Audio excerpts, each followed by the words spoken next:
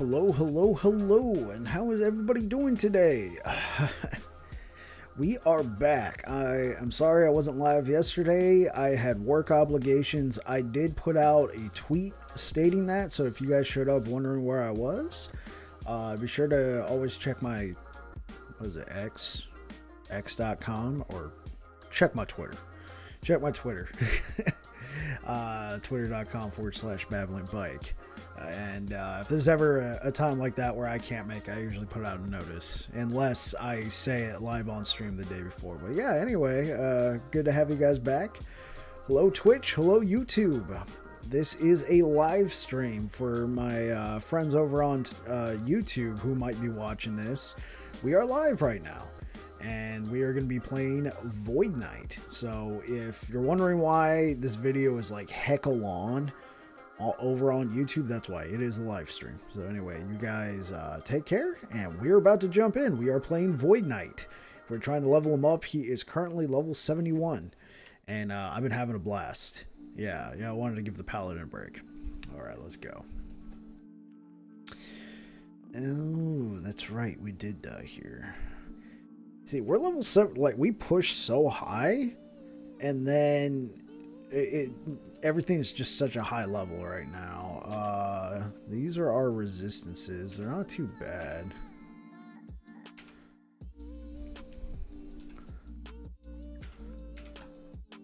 He just erases stuff, literally. It's in his name.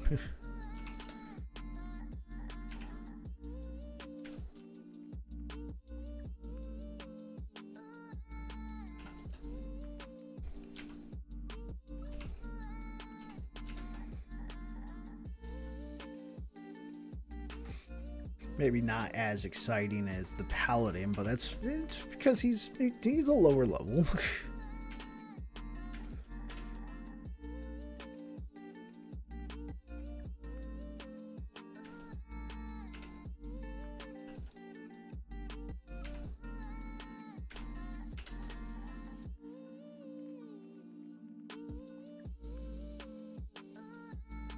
Alright, grab some of these runes of ascendance. Let's keep going. Don't know what that was.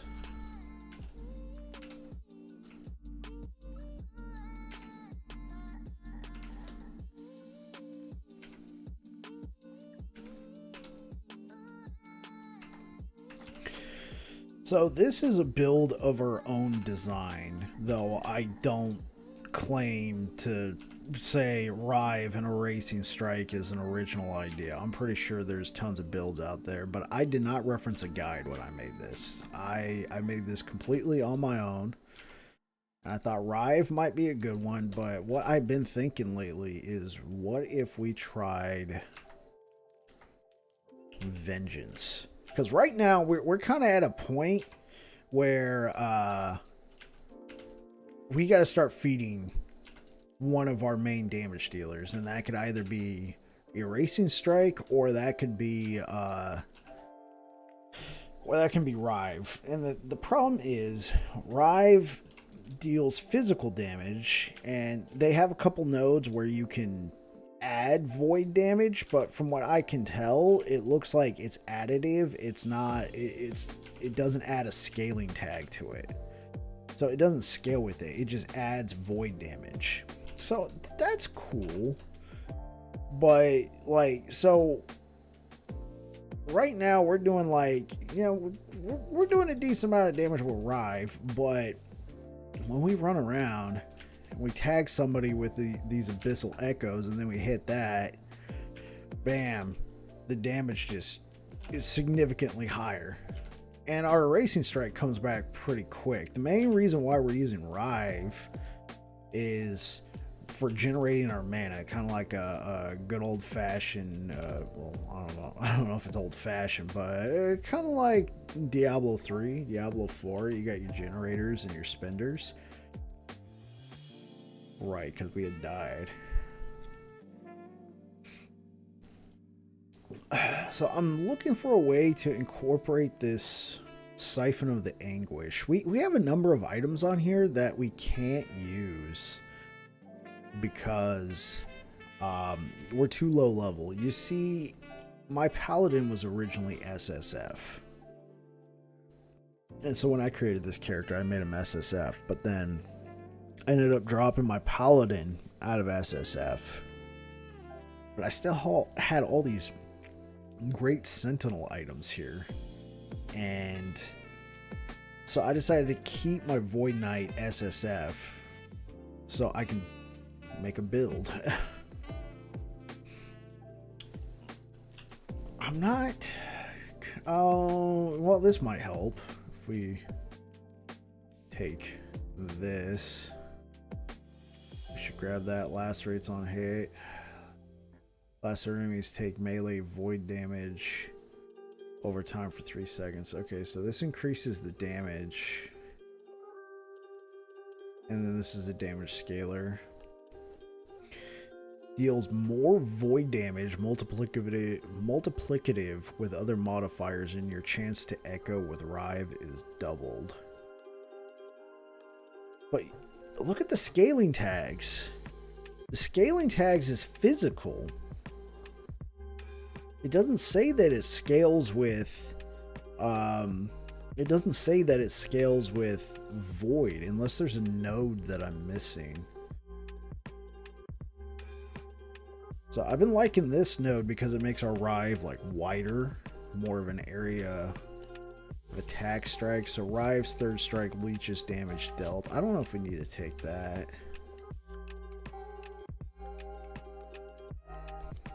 Instantly kills enemies. So this is a cool part of the tree, but void damage per vitality deals additional melee void damage.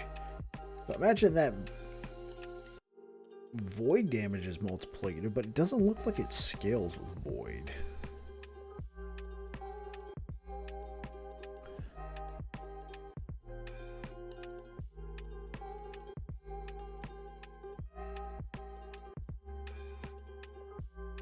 Oh yeah, I don't know if we need this one. Definitely don't need that one. Proves Rive's base critical strike chance. This bonus is doubled for Rive's third strike. So these are base. Rive's first strike grants you increased critical strike chance on hit for 4 seconds. Stacks up to 4 times.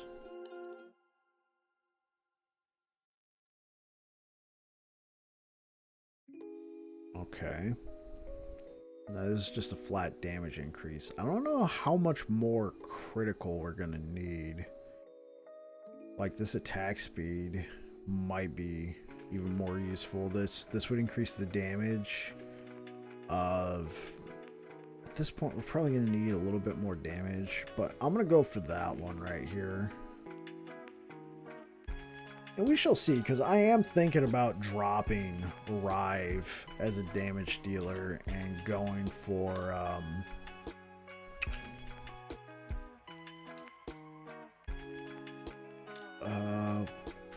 oh yeah, I wanted to hit this. Sorry, I had a massive just brain fart right there. The Vengeance. So this one also scales with physical along with Rive.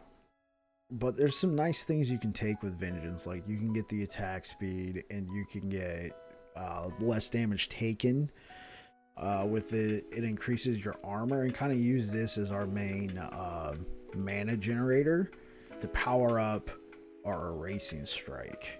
Because this thing does some pretty crazy, like, big hit numbers, but we can't just run around just constantly spamming it.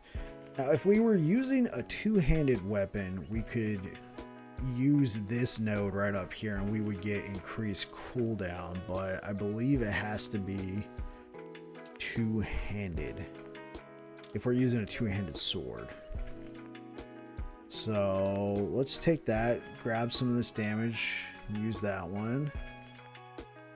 Lunge. We'll take the maximum kill. Take that one. Abyssal Echoes. Nether Coating also grants you a chance to inflict Time Rot. Okay, cool. Then we got a +2 to our Rive from this piece of armor. Let's go ahead and dump all of this stuff off. I thought we had created a tree. Okay, so we got this particular weapon. I think this is going to be a better weapon, though. This would be very useful for a paladin who is now no longer an SSF.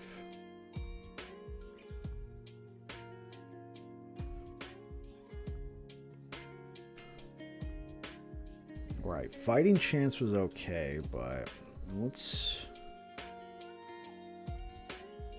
It's just the sad thing is we got so many items we can't use. Hold on to that. This was a good item right here, the Peak of the Mountain, but the you cannot leech health from critical strikes was really starting to hurt us. I was hoping to use Eye of Rain to keep getting the stacks of Rain's Ire because that would give us critical strike multiplier, but we were losing out on too much potential damage because it does do some damage. It does have some inherent critical strike multiplier. It's cool, but then it does melee fire damage, so we don't really scale with that, so that's just adding that on there. I also got this really nice Rainbow Edge. I was able to get a 3 LP, and I was able to get melee attack speed, melee critical strike chance, and 158% chance to shred armor on here. This thing is awesome, but you know, we don't really scale with the melee lightning, melee fire, melee cold. The chance to do shock, ignite, and chill is nice.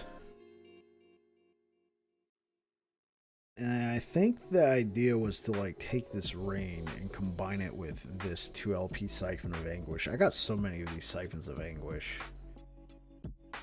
I would like to use this because we would get void penetration. We also got this belt that gives us void damage. We got this relic that gives us void damage. I did put physical damage on this bleeding heart right here. And I'm thinking we should pick a lane. And we already got 2 sources of void damage that we built on. So yeah, we already got these 2 sources of void damage that we built on, and our Erasing Strike does do a lot of damage. And so that's why I was thinking, what if we took Vengeance and get like those kind of passive buffs? Alright, so we completed that. Let's go on to the next one. So I'll show you guys what I'm working with right here. See, like right there, bam, they're all just dead. Gone. Goodbye. Now those guys survive. And then I got Rive, which, okay, admittedly, it does pretty good damage. It's just I'm not seeing the big boom numbers. And I'm like, okay, do we keep leveling up Rive, or do we level up Erasing? I guess, do we go with physical damage? At which point the Erasing Strike feels kind of like Erasing Strike doesn't scale with physical. It does scale with melee, which is good, because we have melee critical strike chance and that sort of thing.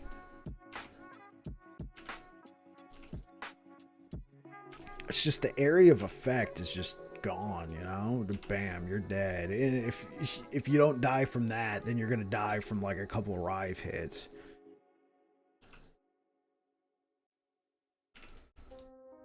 Like right there, we just hit for 10k damage. We're level 71, you know?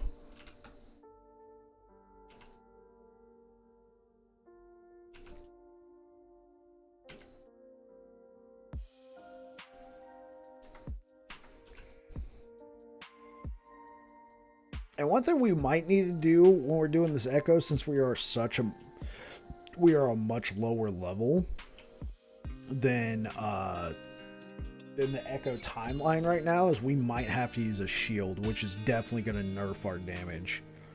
But we do have this rather nice shield that will, here, let's, because obviously I'm going to use this for the increased attack speed, which will put us at max resistances for everything except for poison and necrotic, which are pretty close. When we take this off, bam, we're missing these 2 right here. And then look at the DPS of our Rive, though. It goes down to 6,415. And then when we put this on, the DPS of our Rive goes up to 19,912. It's a huge damage loss.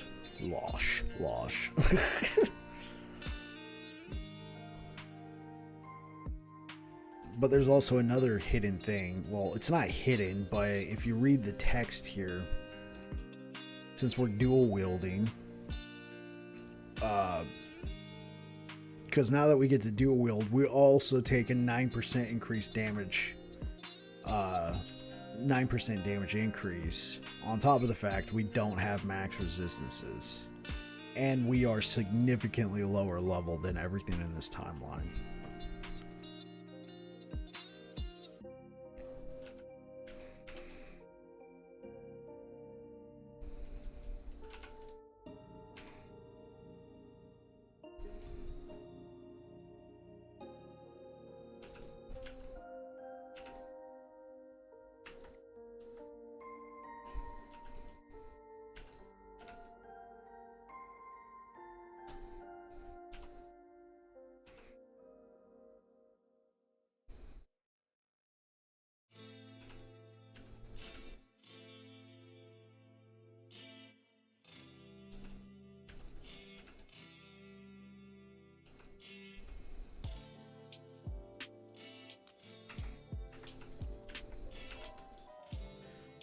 So yeah, it's just a few things to think about. We could also try going the two-handed approach. I do have a Marrowphage that has increased attack speed and melee void damage, but it doesn't have any critical strike chance.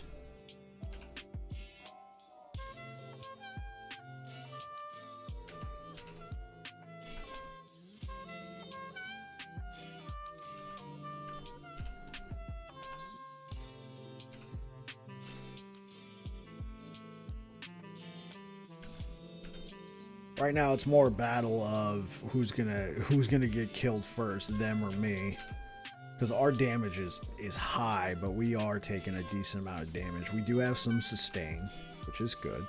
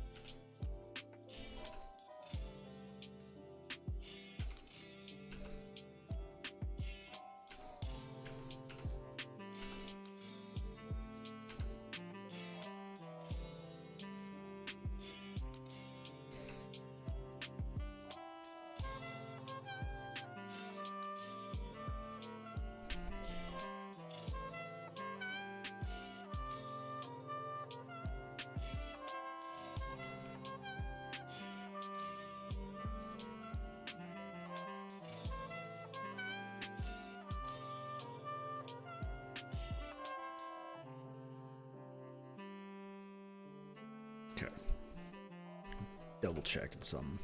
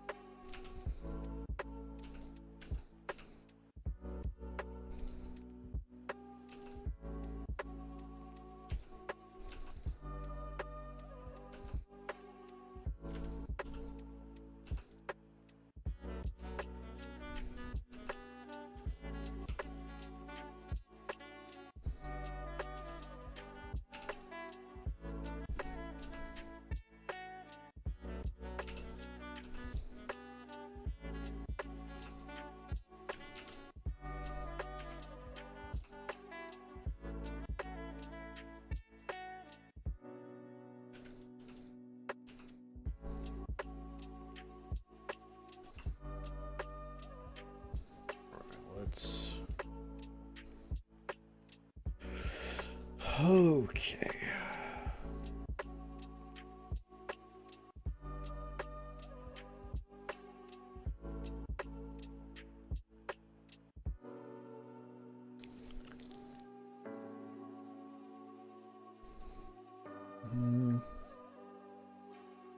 Rare enemies have 60%. I think we're just trying to fill this up so we can fight the boss. Doesn't matter where we go. We can get some exalted axes there. That could be nice. Let's go check that one out.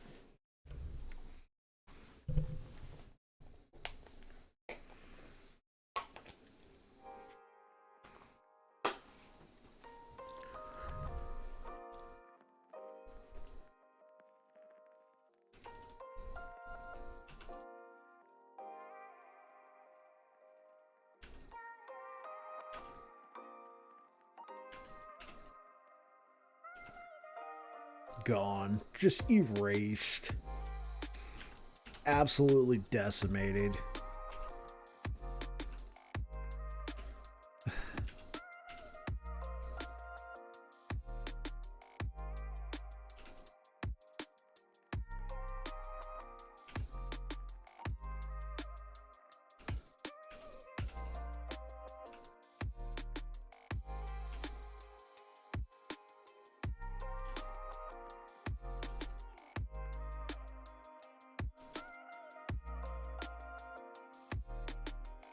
I guess one way we could really bump up the damage of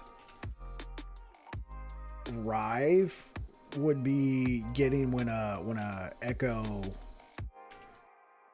when you hit, when a, what am I trying to say?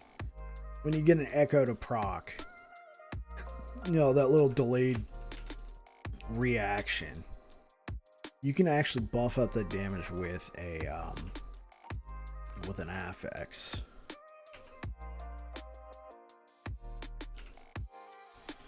Would that be worth it?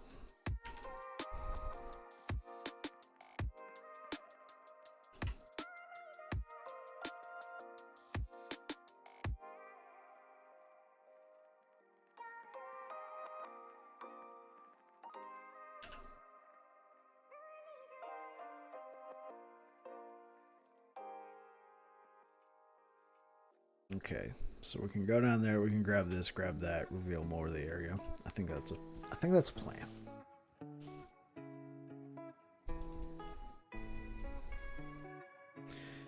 Falconer. No thank you.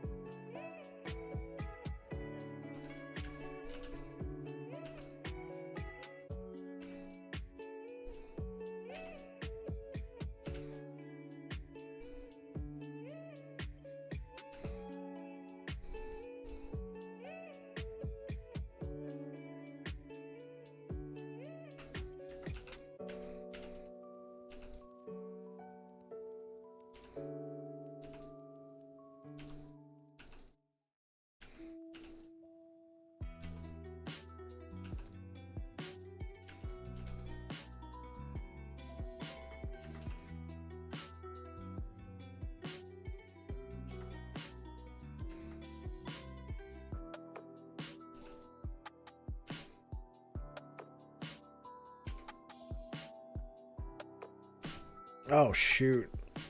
I just got burnt to a crisp, and that was our exalted run. Oh. Okay, well, we're gonna have to try this with the shield for right now. Yeah, we just lost out on all those exalted axes. Okay, let's try this with a shield. Man, that stinks.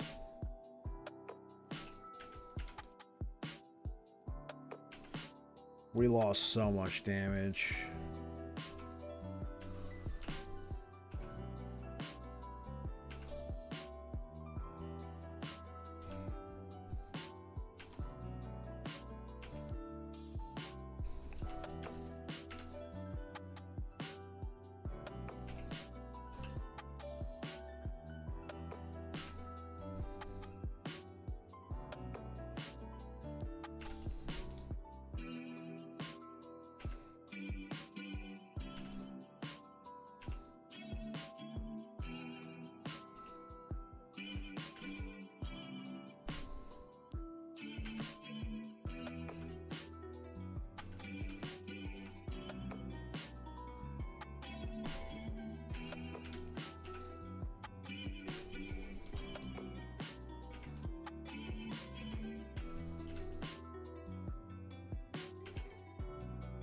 And now we're not critting as much with our Erasing Strike, but hey, we're staying alive.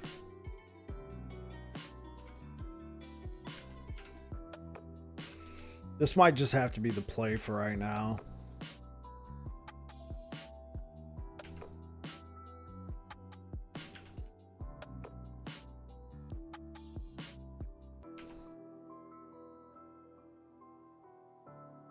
Hey, what up, Badger? Yeah. Sorry I wasn't live yesterday, man. I don't know if you checked my Twitter, but I actually had a work meeting I had to be a part of, so I posted an update on Twitter, but I don't know if you're able to see that. Oh, what?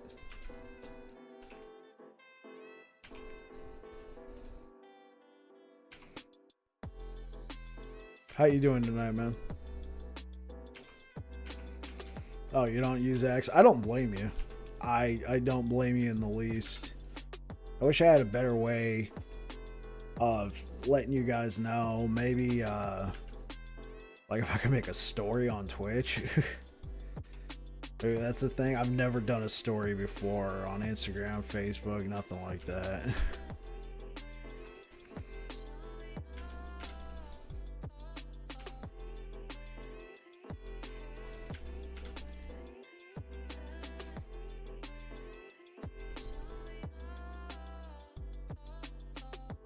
Okay, this gives us armor, melee damage, block effectiveness,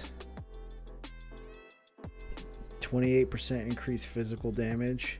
Dude, I was supposed to game all day yesterday. Oh, so what happened?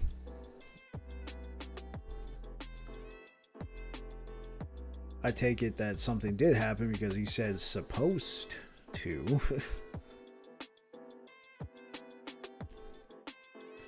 But my female XL bully decided otherwise. She gave me 3 babies. She connected with my male XL bully. XL. Extra large? But my female extra large bully decided otherwise. She gave me... Oh! I get it. You have a bulldog. I was super confused. Yeah, the breed that's being banned. What? I thought that was like the national... Oh, American Bulldog. Yeah, because I thought... Wasn't the Bulldog like the national... Not the same. They are more beautiful. I got you. Why are they banning the American Bulldog in the UK?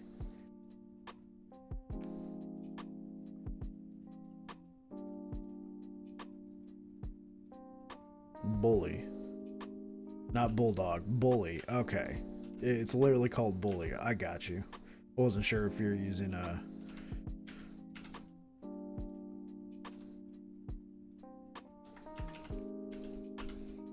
So there is a difference, understood. Well, that's awesome. I'm glad that you got 3 more pups running around. But I'm sure that was kind of like, wait, what? And the same as the pit bull rage of a couple years back, bad owners. Yeah, seriously, I love pit bulls. I'd love to get a pit bull out here, but it's not allowed in my housing.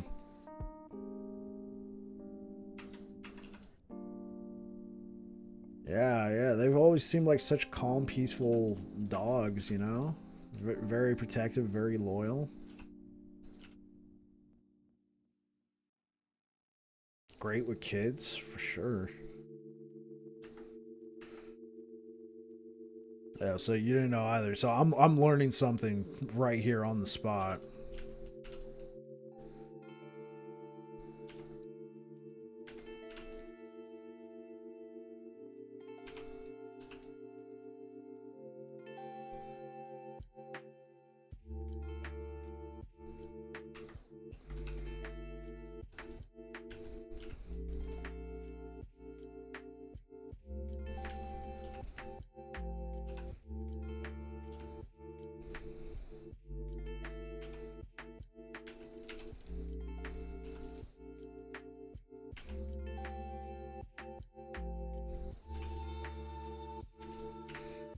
Despite their unfair reputation for being dangerous, pit bulls were once considered some of the most beloved dogs in the United States and England during the first part of the 20th century. Families seeking dogs to keep them safe preferred pit bulls because they were considered highly trustworthy, protective, and loyal. From internet they issued to be nannies for kids. Yeah, they're very protective dogs. They're great dogs, man. Remember one time I was dropping my nephew off at his baby mama's house, and well, no, that wouldn't be the right word. I was dropping my nephew off at his mom's house, and she's staying at a house with a lot of dogs. And so he just opens the front door without even thinking about it, and this one like really big muscular pit bull comes running out, and he's just staring at me. and he almost did like a protective stance of my nephew. But he didn't bark, he didn't bite, but he was just like, "Who are you?" And then the owners of the house were like, "Oh, hey, come on in. Yeah, don't mind, Samson or whatever his name was." And once he saw everybody was cool, he was like, "Oh, okay, cool. Yeah." But I was like, you know what? I kind of appreciate that, knowing that, yeah, when my nephew's here, he's being looked out.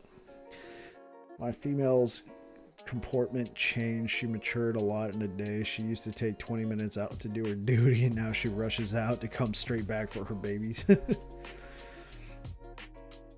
Wow. That's incredible. That's incredible, man. That sounds like a great time. I'm happy for you. Was this unexpected? Did you not know? And it was just like all of a sudden you're like, wait, why are you giving birth? We wanted our dogs to have a clutch of babies before we have ours, because they will earn even more responsibility. Yeah, I got you. But yeah, this one was not expected. She was a little too young. 11 months. Yeah, that is kind of young for the puppers.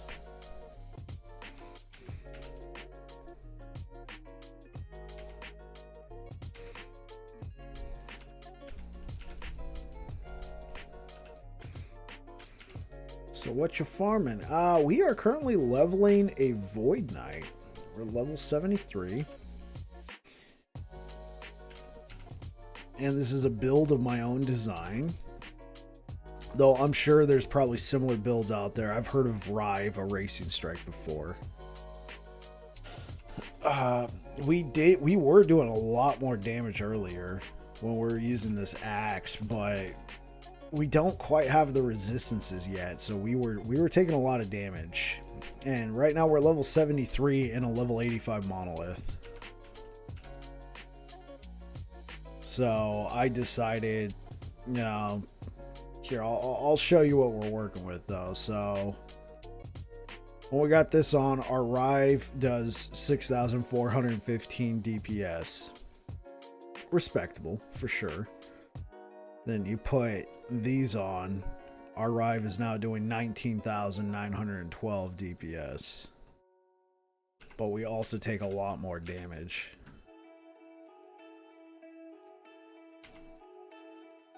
But it slays for sure.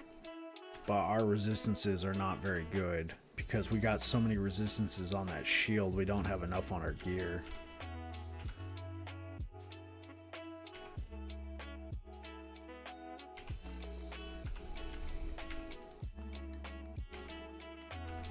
But it shreds for sure. I gotta figure out some more places to stick some of my resistances. I think the main problem is we're kind of split on our damage, because we got, 100% void damage, 86% void damage. We got void damage everywhere, but Rive doesn't scale with void damage.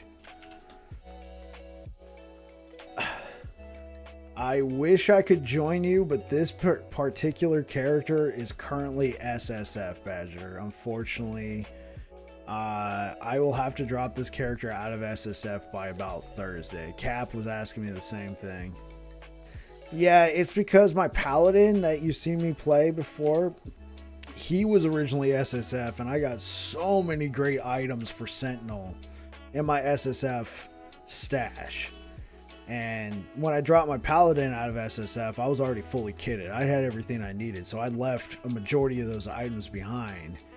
And right now, I can't use a majority of them because they're all like high 70s, low 80s in terms of usability. So I have to level up a little bit before I can make a concerted build. But after I do that, I can then drop them out and then come play with guys like you, Cap, whoever.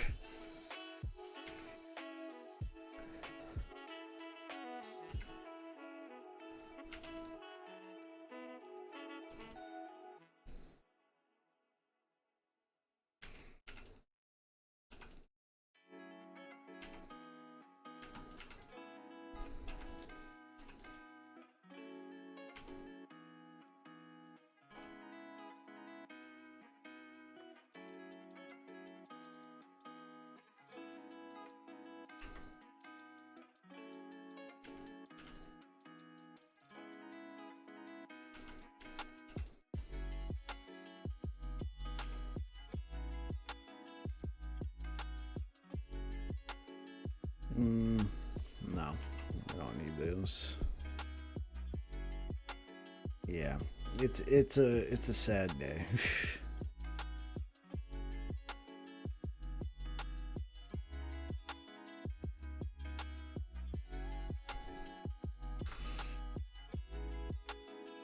Because like right now, what would you take? 300%, 300 armor and 95% minion damage on a minion build. I'd probably take the minion damage. Personally, I guess it depends on what you really need, but when I was playing Necromancer, I just kept prioritizing minion damage over everything else. So like I can't use a majority of these relics yet. Not that I would use these relics. I can use some of these. And then what I'm primarily looking at is I can't use these Dawn armor sets. I can use a couple of these now. Like before I couldn't use anything, but now I can actually use some of them.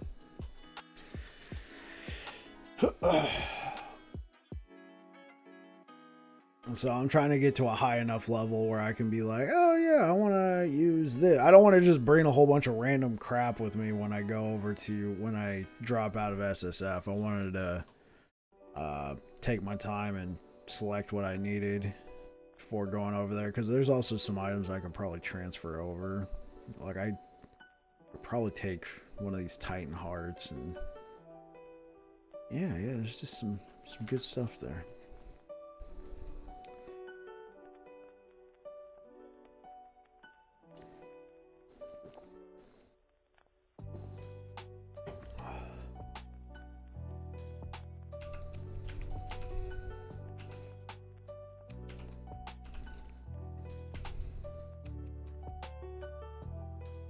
Shrine of Wealth.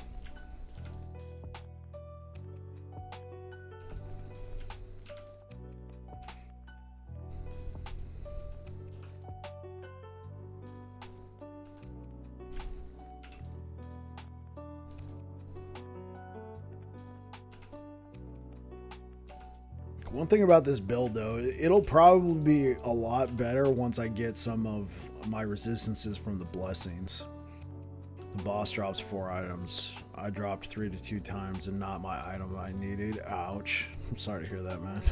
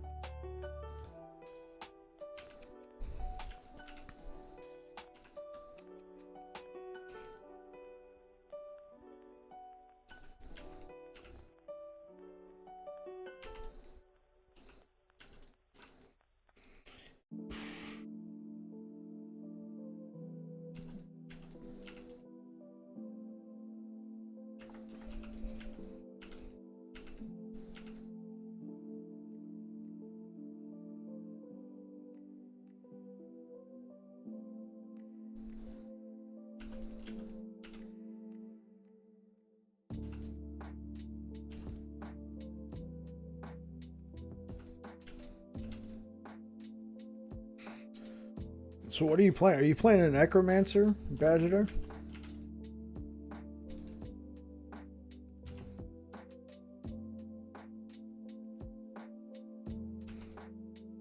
Yep. Okay. Yeah, I got my Necromancer up to level 94. I had a good time. I eventually got kind of tired of the whatchamacallit, managing the minions, because they were my main damage source. And the particular build I was running used 1 minion. And so if he ran the other way, even though I'm like hitting A on the keyboard waiting for him to come back, it's like, well, there goes all my damage running off way over here.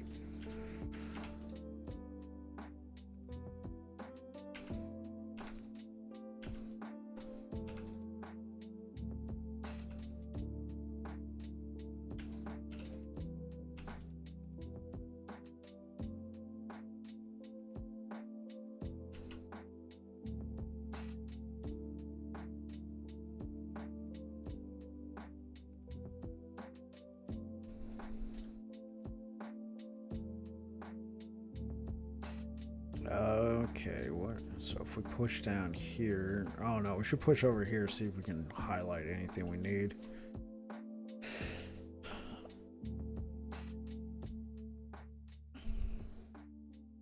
So did you say your necromancer was level 90, Badger? Was that one of the? I remember you said you had 4 level 90s. I couldn't remember if necromancer was one of them or if that's a new build.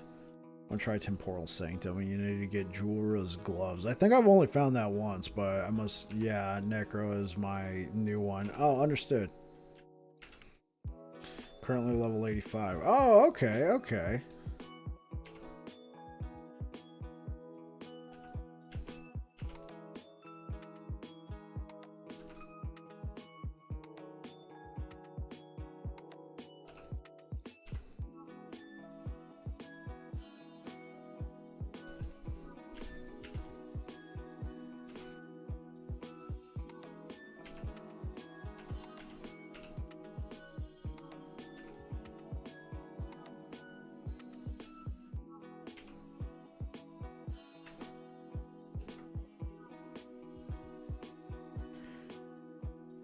'Do you know how to change the D key? I don't see it anywhere. I'll have to look at my bindings.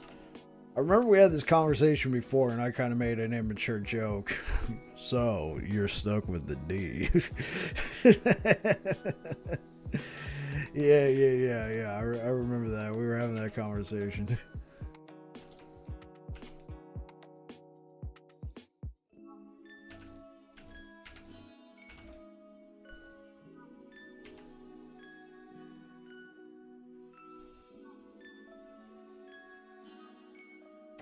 Increased mana. What are we rocking right now? We're rocking a mighty full helm of the turtle with what is this, a tier 7 or this is a tier 7. This is a tier 7 max. Plus 16. I have so many good items on this. Oh man, I had so many good items. I mean the dexterity we can't do anything about, but that's cool. That's cool. Alright, let's see if we can get you off the D. Alright, so gameplay, change input keys. Use dungeon ability D. It's literally like when you open it up, it's right there. You just found it. Oh, okay, cool, yeah. So you can add a secondary, or just for some reason it wasn't there before. Maybe that's new. They have been updating the game a lot. Like, we're already on 0.9.2J. I remember it felt like it wasn't that long ago. We were on, was it G? Is G? Yeah, G comes before J at some point.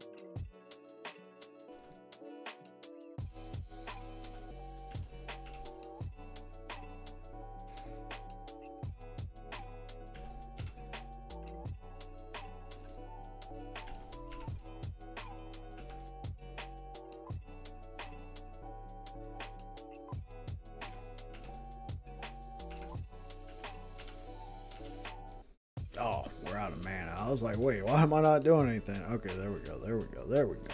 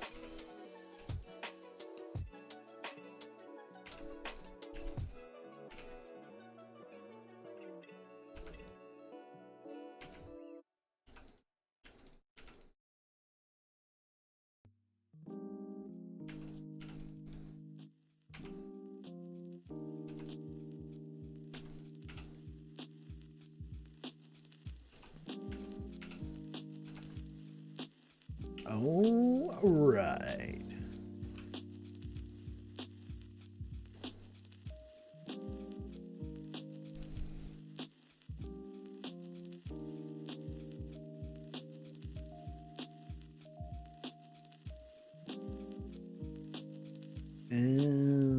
Okay, so we are almost halfway. Yeah, roughly halfway to the boss. So let's just keep farming stability. What I like to do when I'm leveling up a character on my way to trying to work my way towards empowered monoliths, I like to fill the stability bar to where the boss is available and then go through and do these.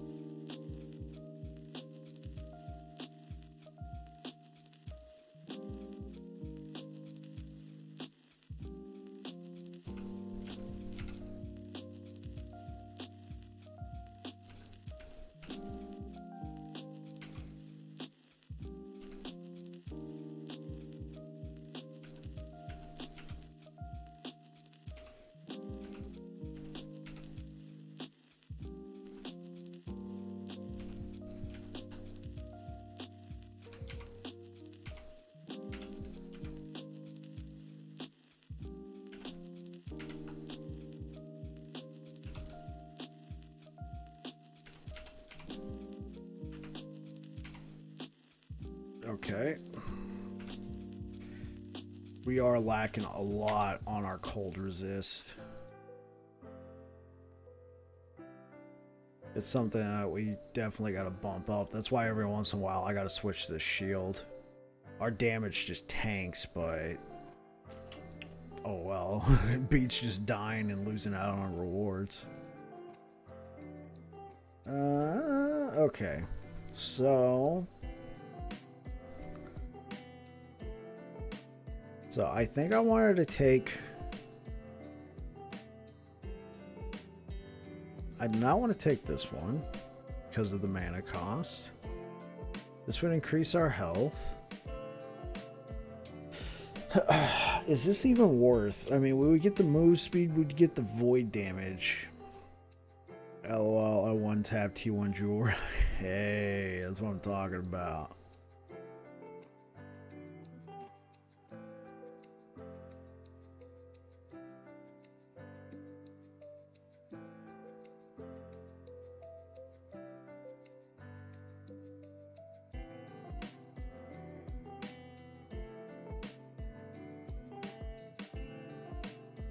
So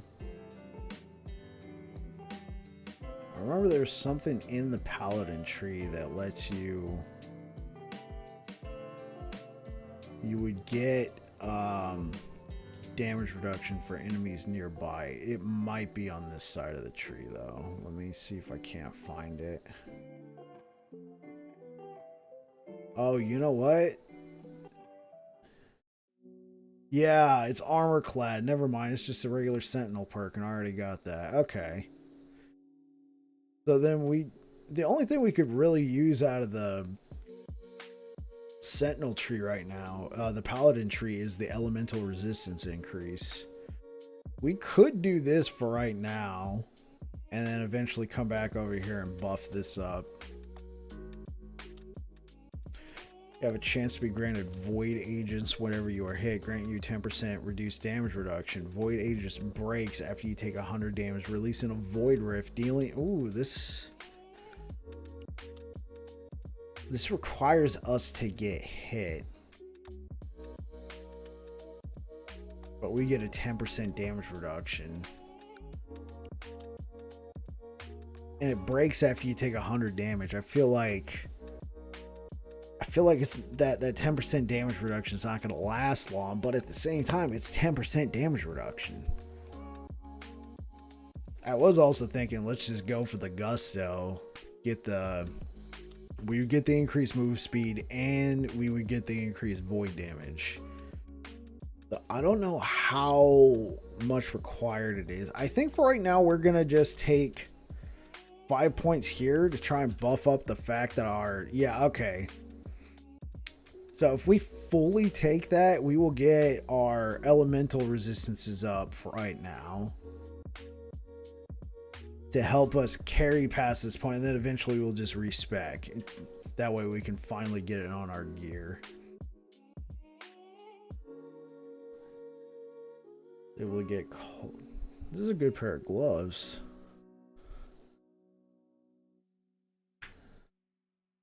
Tier 6. That's a low roll T6. Base roll. We could try...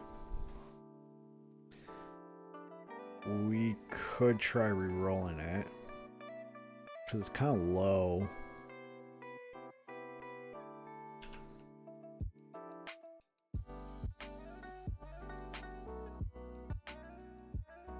Rerolls values of their affixes.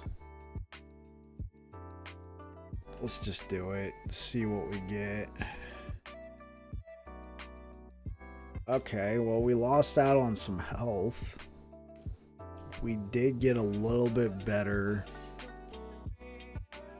Okay. Let's craft that to the max. And we can't... Oh, it is so frustrating.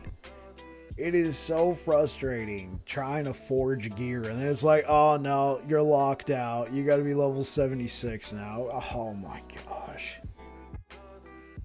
Let me just see if I can crit this into a tier 5.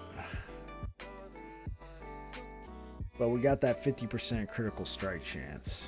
That should help.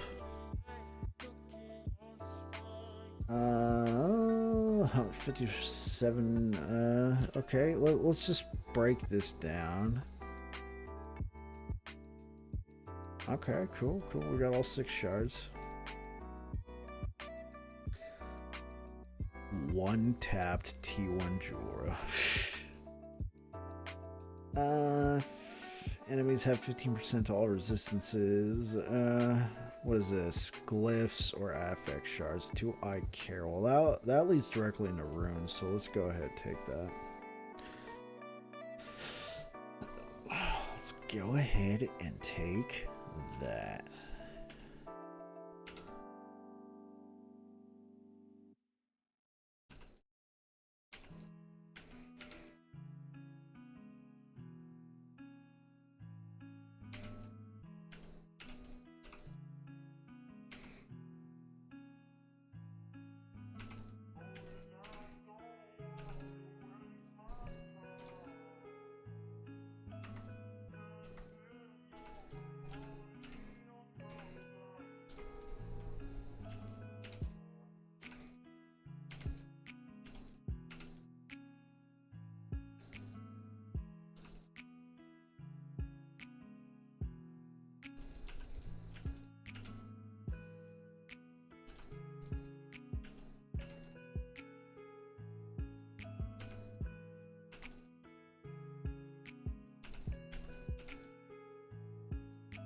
Goodbye.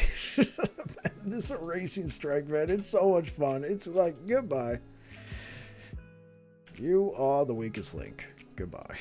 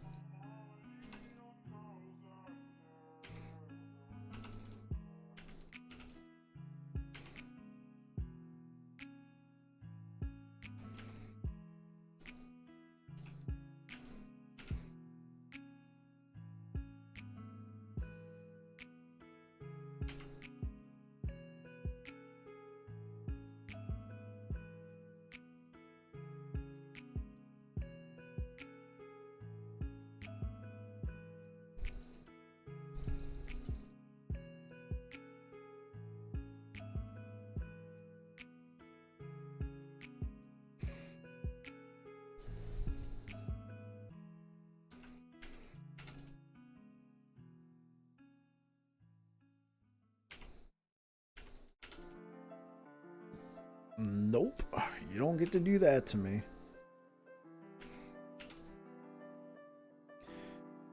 Goodbye.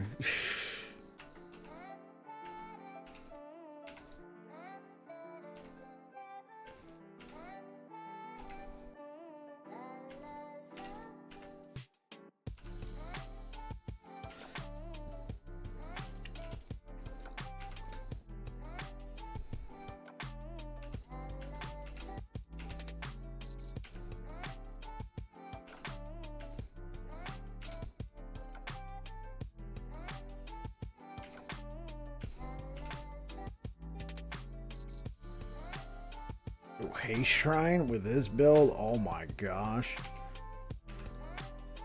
This is bananas. Okay.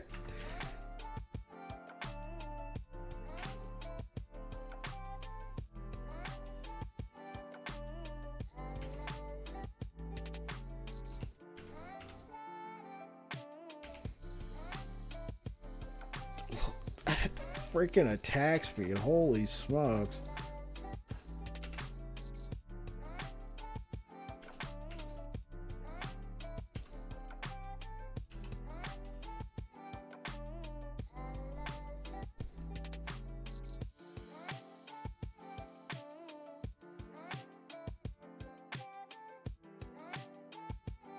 Okay, so reverts completed echoes. I don't think we care. I think we're just like, we're just trying to get to here. I mean, I guess we could do that.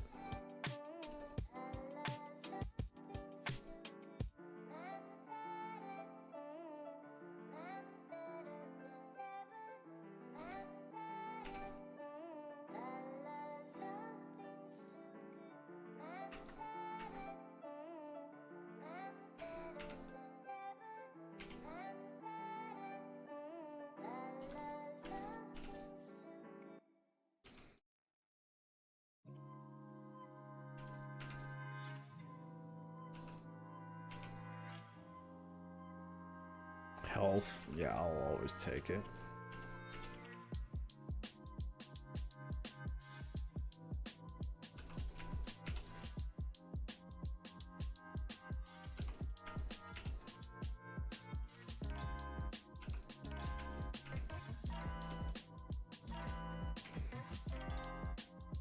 Sure, we will take that Layla's Arbor key if you let me pick it up. Thank you, thank you.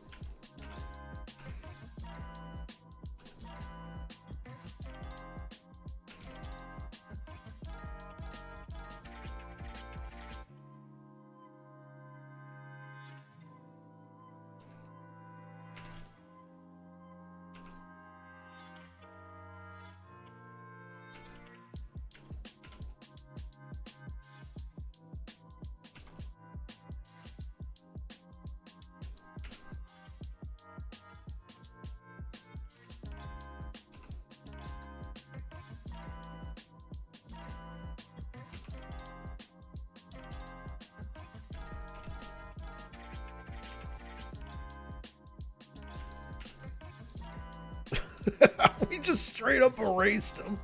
He's gone. Nobody left behind. Oops. My beat. Bye-bye. We just banished him to another realm. I just upcast my banishment spell. We cast it at 8th level.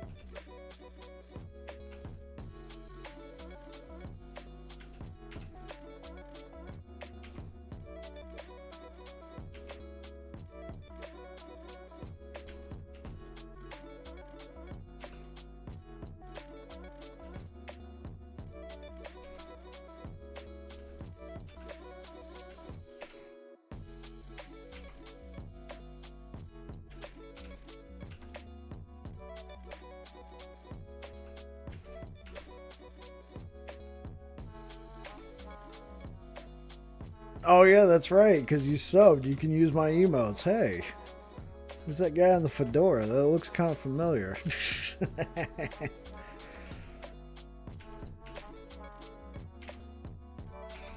That was actually for a dinner party. Somebody was holding like a dinner mystery party. And so everybody kind of got their no clue, can't see him at the moment. Ha ha ha ha. But yeah, that dinner mystery party that I went to with my wife, so we were all given roles beforehand, so I was like this top mob boss. And my wife, ironically, was playing like my stripper girlfriend or something. It was absolutely hilarious. It was set in like the like late 20s, early 30s. And so, you know, I got a blazer. I don't use it that much. I got a fedora. Oh, I just got all nice and dressed up, and she kind of had a nice outfit going on for the time period. And yeah, we went, and in the dinner theater party, my character gets killed. It's hilarious. I had to like fake dying. I was like, yeah, apparently I got like shot in the back or something.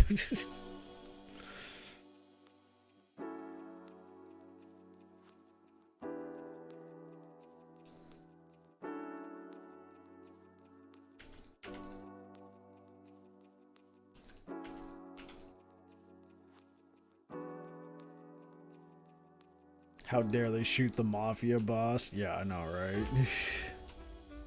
It's a bachelor. I got a funny story for you. So I don't know if you know, but on the weekends I drive for Uber because in my area it's actually kind of worth it at that time. And I pick up so I'm like driving in Carmel, which is kind of bougie in this area, and I go to this vineyard at like 9 p.m. at night, and in my opinion that's not very late. And I pick up this couple, and this dude is so wasted. He literally falls in the parking lot. He can't stand. Somebody else who was there, like, picked him up and got him into my car along with his wife wasn't faded. She was fine, but she was super embarrassed about this whole thing. And this dude's just gone. So I get him to their house. And she's already over it. So she's like, come on, Sean. We're home now. Let's go. So she opens the car door. And this dude is so wasted. He falls out of the car. He just falls out of the car. He is gone. And so I'm like, you want any help with that guy? She's like, no, he can just sleep here all night. I'm like, yeah, except his back face is by my tire. I don't know if I want to be trying to drive off. She's like, no, you can go. And I'm like, yeah, let me help you out. So I pick this dude up. Luckily, he wasn't all that heavy. So I pick him up, get him up to the door of his house. And then she's like, you can just throw him on the couch. And so I just drop him on the couch, and she's like, thank you so much. I really appreciate it. I'm like, yeah, no problem. She gave me a $50 tip. She's like, thank you. Like she was going to leave his ass outside all night.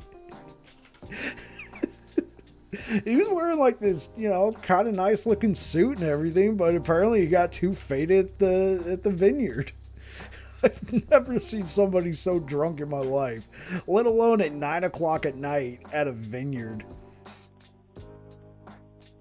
What, you dropped him in a snowbank? At least he had a soft landing, I would hope.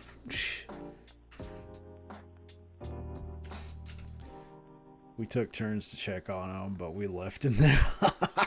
Oh, that's awesome. That's like, you didn't get like any frostbite or anything, right? Well, I mean, you were checking on him, so.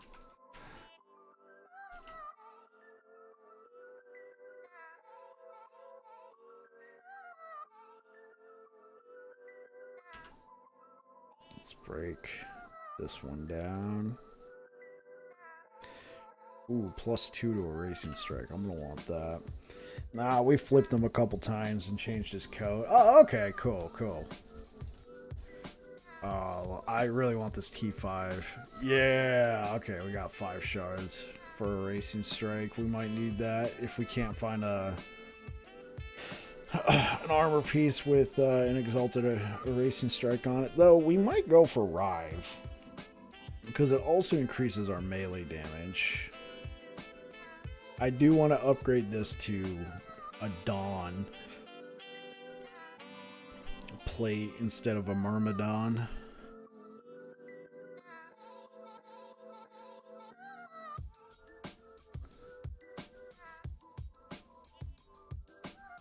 Loads of pictures were taken. Oh.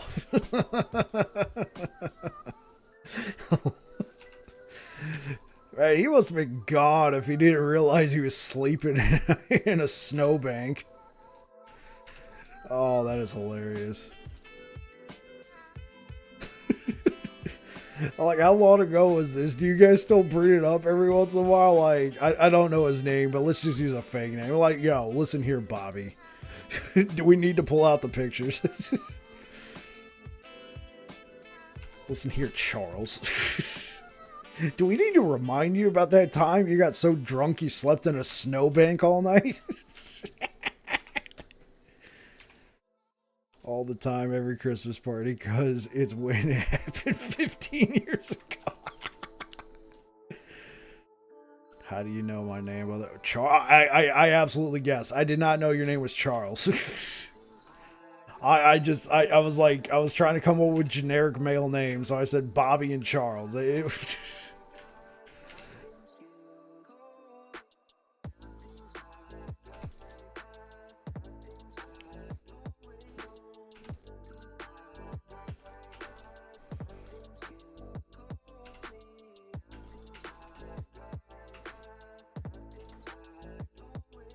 Yeah, sorry if I kind of freaked you out with that. Listen here, Charles. Like, whoa!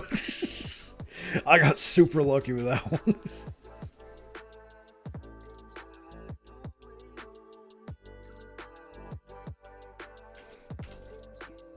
No, that's okay. Okay.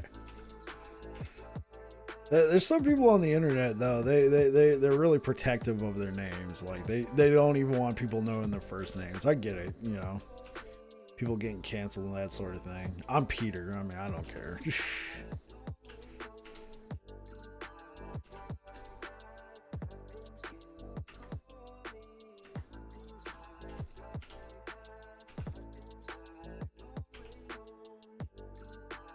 Peter Parker. Hey, how's it going? How's it going? You know, I get that one a lot. Peter Parker. There's this one guy at work. He, whenever he sees me, he does the.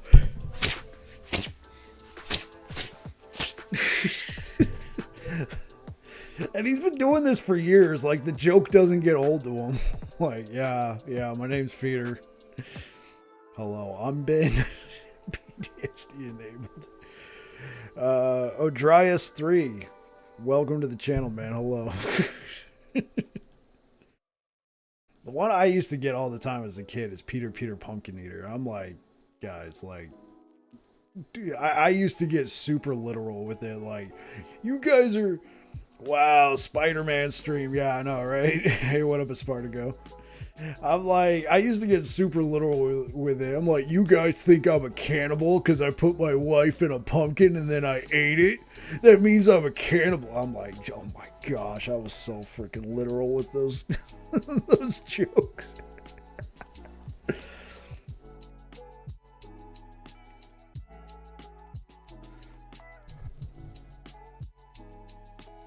Oh, I didn't even notice. We got stability. We can kill the boss and move on.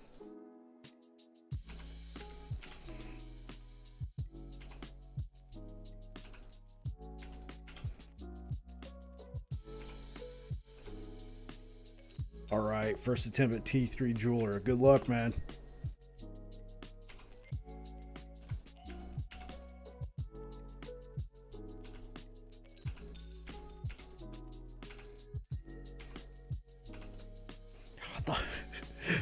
I thought I tuned. How's it going, VK? It's going good, man. It's going good. We're currently level We're currently level 74, and we're doing a build of our own design.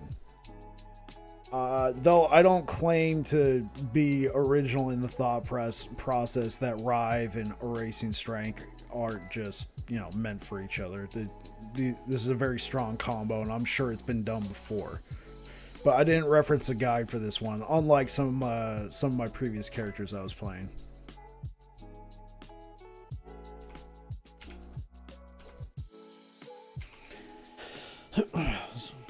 So you guys, if you've been here before, you've probably seen me play Paladin. Well, my Paladin was originally SSF, and I took that one all the way to level 100, and I have a lot of good Sentinel items just left in my stash. I dropped the Paladin out of SSF a couple weeks ago just to go play with other people. But, you know, he was already at full build, so I didn't take that much with me. So when I started leveling up this Void Knight, I made him SSF just so I could, you know, use some of these items. Like, you know, we had a tier 3 Rainbow Edge just chilling. Not a tier 3, a LP3 Rainbow Edge. She dies and I got LP1 gloves that you need. That sounds great. Why are you saying what the hell? Were you not expecting T3 Jolra to drop that? I mean, heck yeah. Congratulations. Congratulations, Badger. Talk about a come up right there.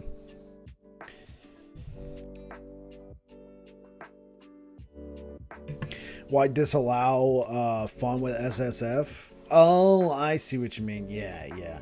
Well, when I started playing this game, I didn't really know if any of my friends were going to get it.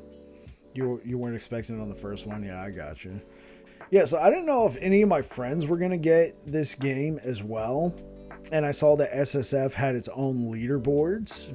And I knew I was going to be competing on in the arena. So I just went ahead and made SSF just to, you know, for myself there. But then, you know, I started making friends on the game, streaming it, people coming in like, oh, hey, how's it going? Yo, you want to play? You know, that sort of thing. And then I'd be like, no, I'm SSF. No, I'm SSF. And eventually I was at full build with Paladin. I'm like, what's the point in leaving him here? Because when the game hits full release, I'm going to be playing a new character. So I dropped him out of SSF. And so now...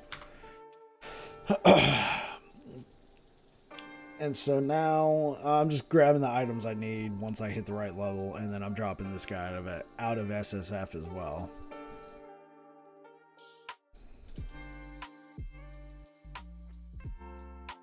Yeah, but congratulations, Badger. I'm glad you got your T1 gloves. Or LP1 gloves off T3 Jura. I can speak. Enemies are deadly if they have not been damaged recently.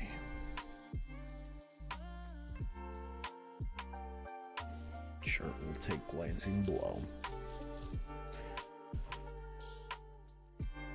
Yeah, and then I effed up. I just sealed the stat on my gloves I needed on those gloves by mistake. Oops.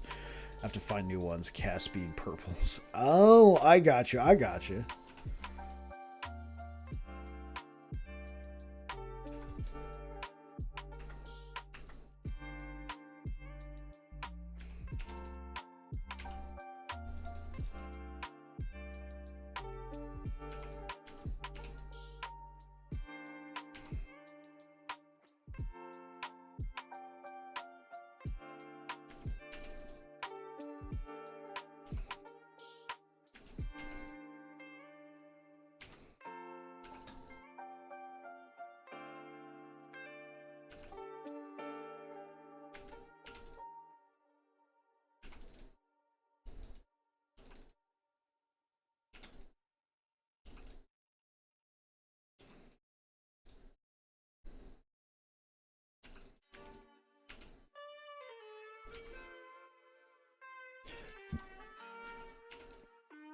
So I don't know if a stat is sealed on an item, can you not transfer that stat over onto a legendary? I'm guessing you can, because it says it has to be 4 affixes. And I imagine that 5th affix just gets ignored in the whole process.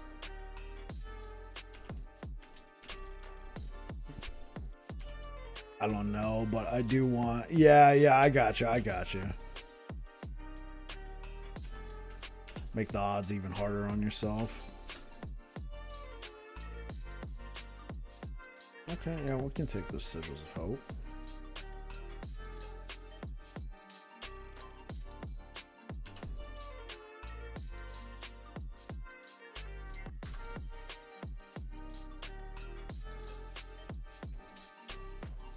Yeah, so right now we're running 8% melee critical strike chance, 30% critical strike multiplier, as well as chance to shred armor. And we're also running chance to shred armor, as well as 5% melee critical strike chance, 38% melee attack speed on here, plus the chance to shock, ignite, chill, and hit. Unfortunately, we don't really scale too much with the melee lightning, fire, and cold. That's just additive at that point, because we scale with physical damage, but it's still nice. Plus, I only had to be level 30 to use this Rainbow's Edge, and I had so many items I couldn't use. Like, I couldn't use Eye of Reen, I couldn't use a lot of items. I couldn't use Marrowphage. I was originally running a two-handed weapon on this build because I like to use Void Cleave, but once I started using this, I've just pretty much stuck to dual weapons.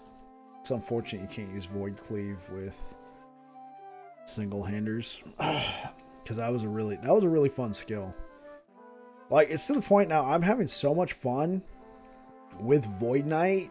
Like, I don't know if I'm probably still gonna play Paladin when the game comes out, but Void Knight's making a really strong push because of all the combos you can do with the Rive, the lunge, the erasing strike, Void Cleave, that sort of thing.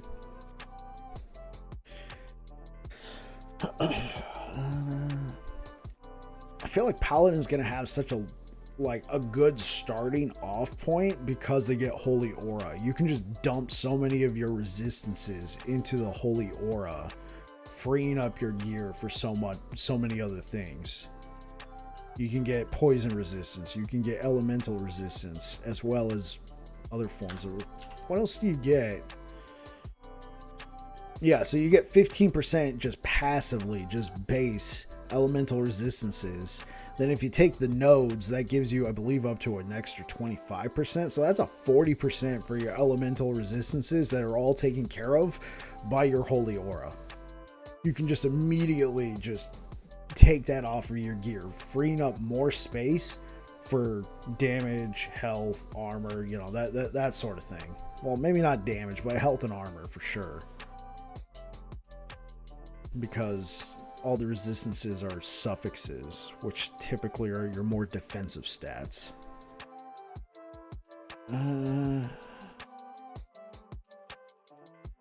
Okay, so there is a node saying Rive doing Void. I must be missing the part where Rive can... Because we took this node, which it deals void damage, but it doesn't add a scaling tag for void damage, so I must be missing it somewhere.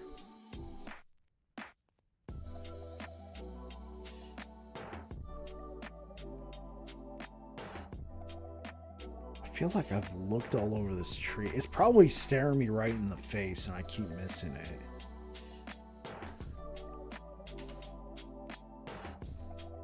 Because right here, it looks like it can scale with void.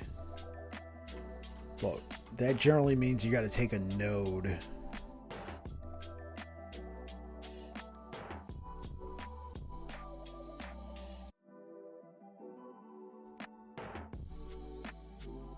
I must be missing it somewhere. No, we don't ever want to take that node.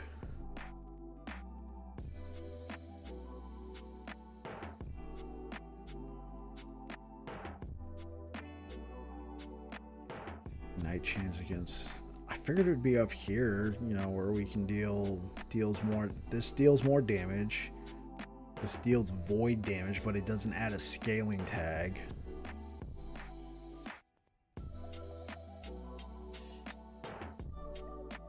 If you're using a two-hander, forged weapons, that's cool.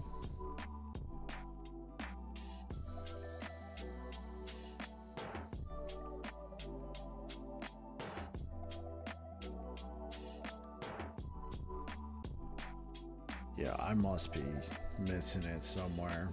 Well, let's not slow down the stream just because I'm stupid. Maybe it's an item.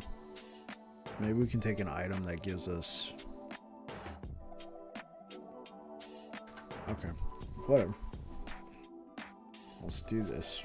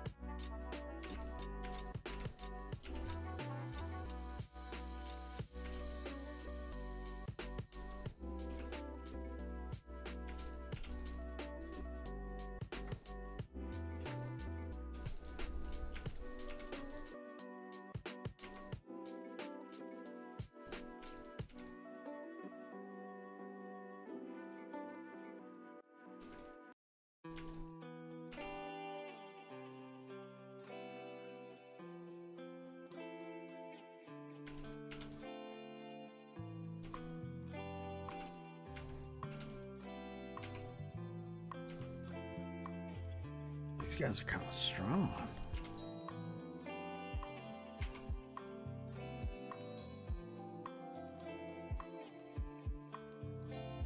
Okay.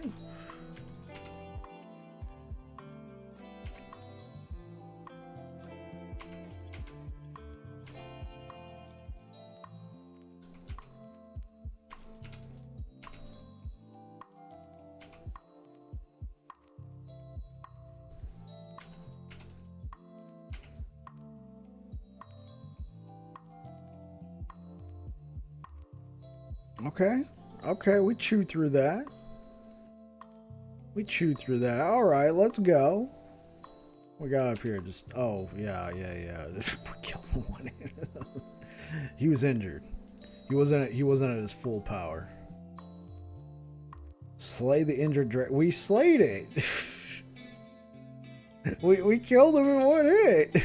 Come on, let me talk to you. Oh, did we bug out? No.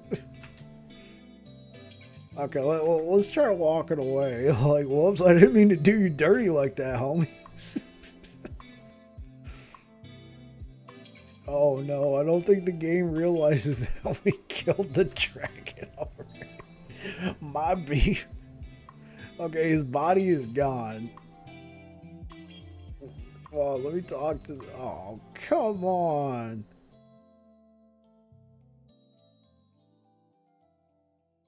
Oh, whatever. Let's redo it. That was a load of crap. Didn't mean to do him dirty like that.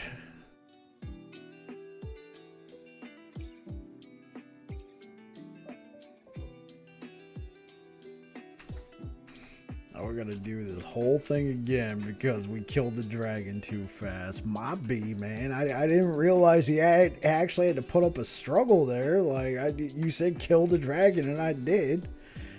Well, whoop. My B.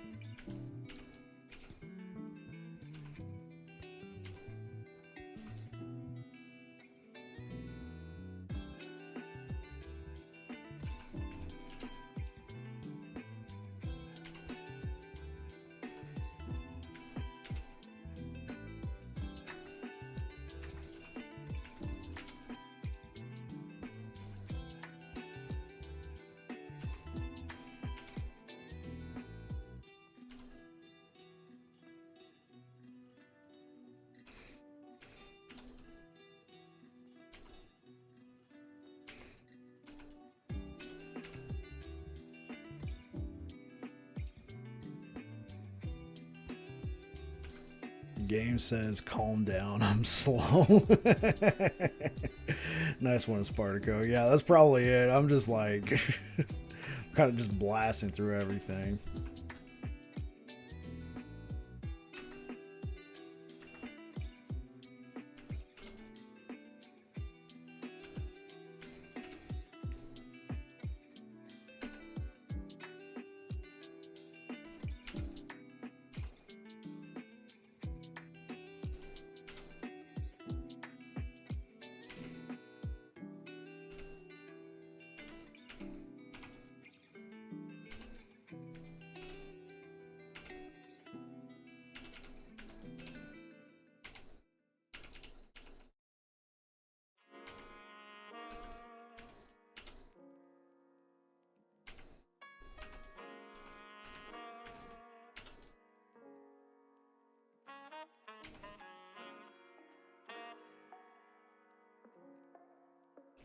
Okay, round 2. Note to self, don't kill the dragon too fast. Yes, put up a fight. Put up a fight. Okay, you can die now. Okay, maybe it was a glitch. Yeah. Yeah, because last time we went, he was like,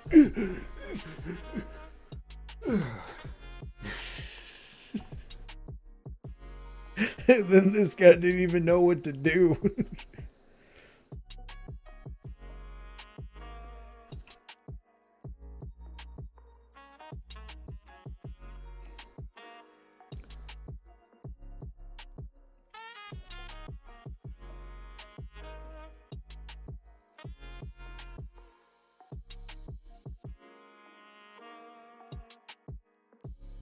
Okay, let's...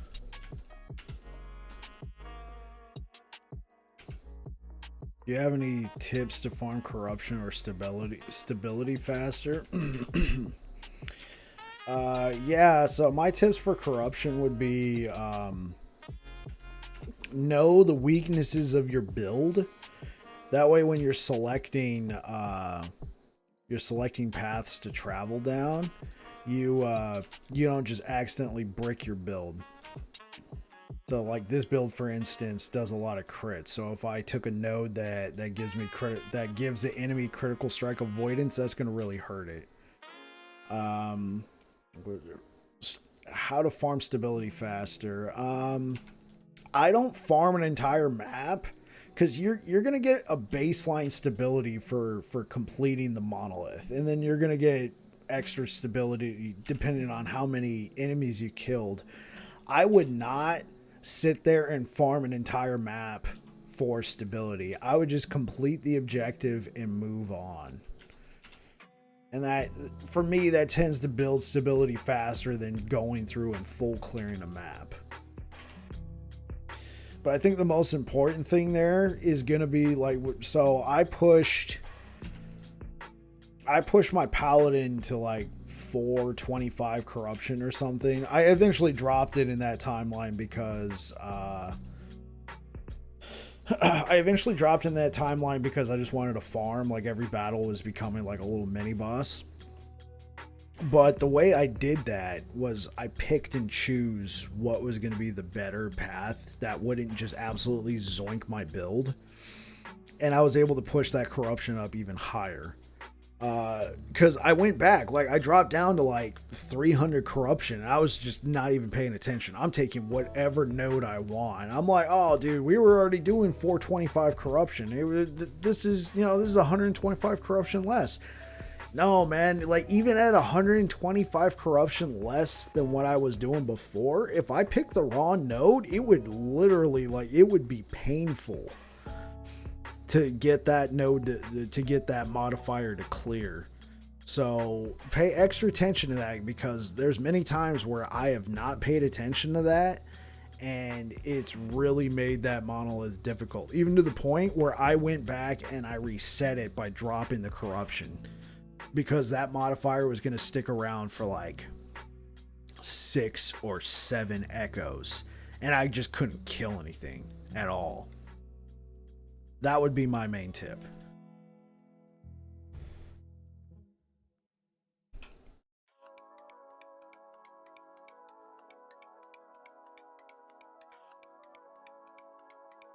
Okay, cool. Hope it helps. Tell me how far you go. That's one of my main questions when somebody comes to the stream and it's been like a little while. I'll be like, yo, how you doing? What kind of corruption you pushing? I've kind of stopped doing that because I don't want to put people on the point. It almost sounds like I'm bragging. Like, yo, what kind of corruption are you pushing? Pfft, I'm pushing 425. That means nothing. I talk to the right person. They're pushing corruption 1000. My 425 corruption looks pitiful compared to that. So I quit asking that question because I didn't want to come off as an elitist. Oh, this might kill us. Oh, it didn't kill us.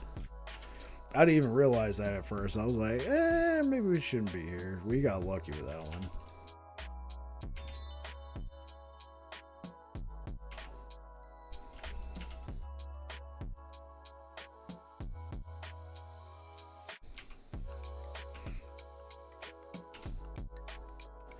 I don't think we can even run out of this. There we go.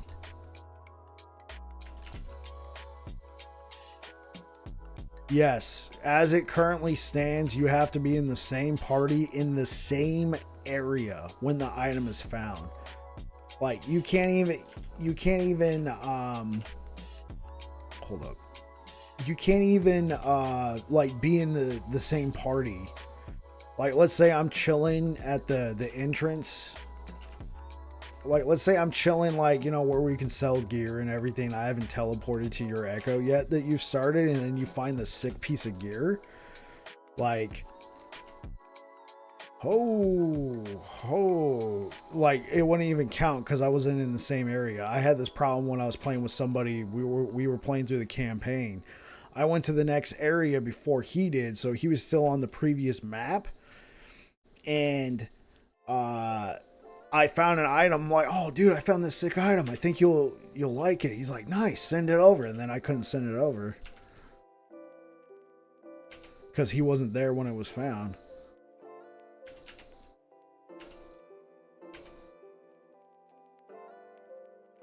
Let's move.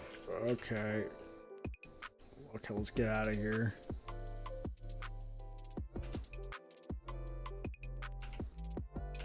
Oh, there we go. We killed him. Critical strike avoidance, shred, poison. We definitely want critical strike avoidance. That is going to be the way to go. Dragon Flame Edict. 165% increased minion fire damage. Ooh.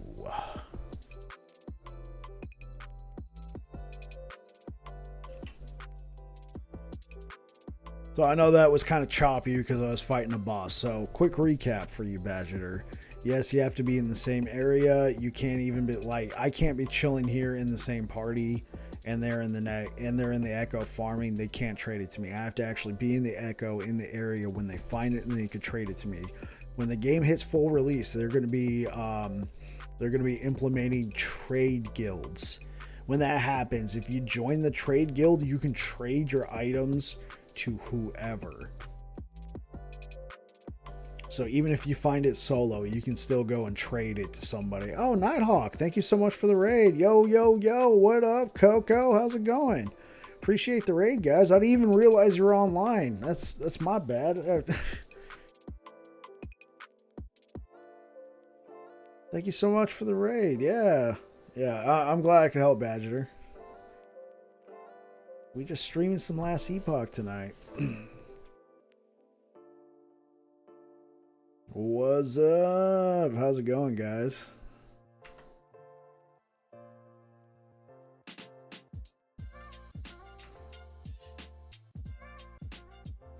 How did your stream go? Of course, baby. Hope you have a good stream. Appreciate it. Yeah. Yeah, how'd you guys' stream go tonight? Were you guys doing Dead by Daylight again? Babs. I was like, baby, okay. I was like, that's a little forward, but okay, I'll take it. Stupid phone. That's all good. That's all good.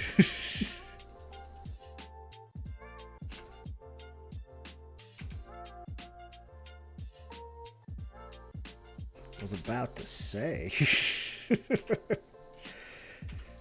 Yeah, how'd the stream go tonight? You guys get a couple wins?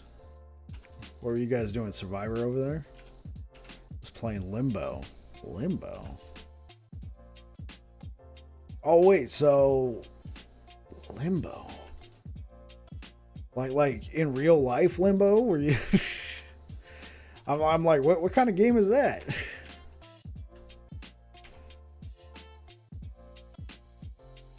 Like, I'm familiar with Limbo, you know, the party game where you pull out a broomstick. Oh, okay. I was like, I got to be thinking of the wrong Limbo here.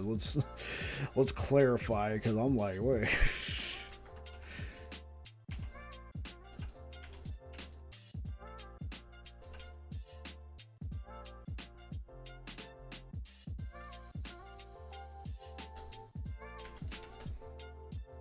Not the broomstick. I got you.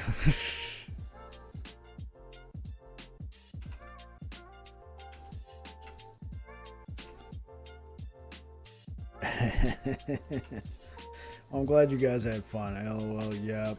I paid for a phone ticket for Wolf and Coco, and we were playing with a broomstick. Yeah, I was curious.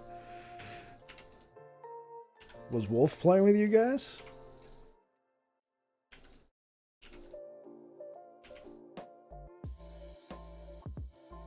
Oh, we gotta kill this guy. What am I doing? I'm just chilling. Nah, Limbo's single player. Oh, I got you. I got you.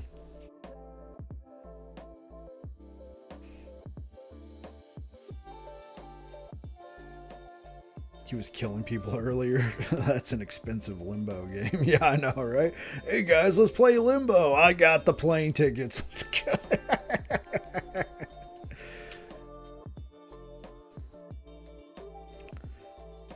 The Age of Winter.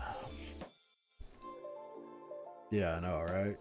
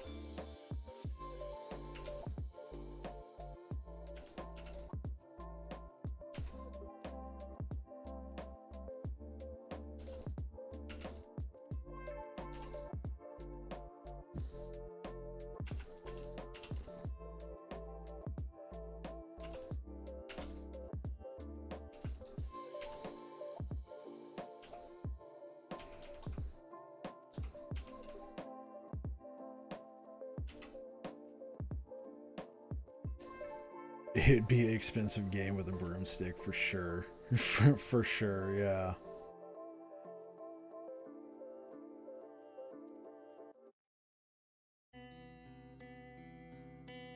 What is that?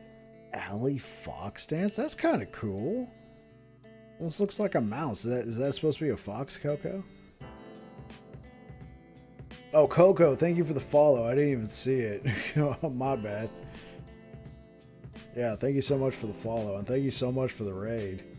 It's a Kitsune. Oh, okay. Yeah. I played Pathfinder. I don't know if you guys know what Pathfinder is. It's a tabletop role-playing game. And Kitsune was a playable race. Kind of like Dungeons and Dragons. Happy to support you, Bab. I really appreciate it. I really appreciate it. In fact, let's jump out of this.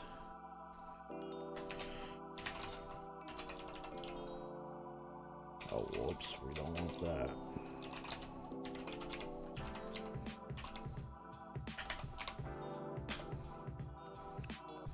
Okay, apparently that did nothing. So, alright, because it wasn't a command, it's this.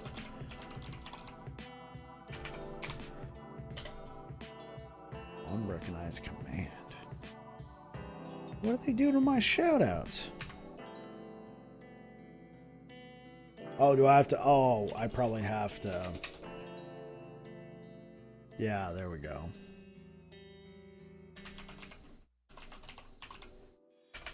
I got it. Thank you so much for the raid, Nighthawk. I really appreciate it. If you guys are into horror games, Nighthawk's your girl. Nighthawk's definitely your girl. If you guys are into horror games, I don't know. Nighthawk, do you play Last Epoch? Of course, yeah. Yeah, I've played with this. I played with this woman before. She is a riot. If you guys are ever into Dead by Daylight and you get to play with her, it's an absolute riot, man. Oh my gosh, we've gotten into some shenanigans.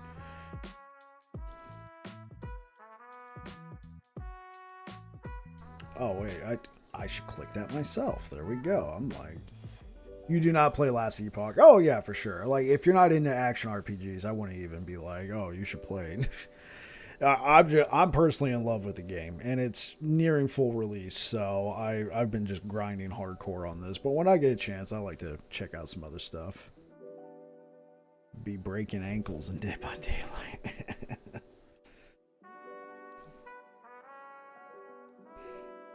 Absolutely. Welcome on in, everybody. We are doing Void Knight. We are currently level 75. This is a build of our own creation. Though, I'm pretty sure Rive and Erasing Strike are a marriage made in, I don't know, Epoch Land. What was the name? What was the fantasy name of this world again? It was like, it was something. I'll have to research that again. But yeah, this is a no guide, whatever we slap together, and we're getting some pretty good damage. I like it a lot. I am a paladin main, but this is a really tempting build to make me go, maybe I like Void Knight now.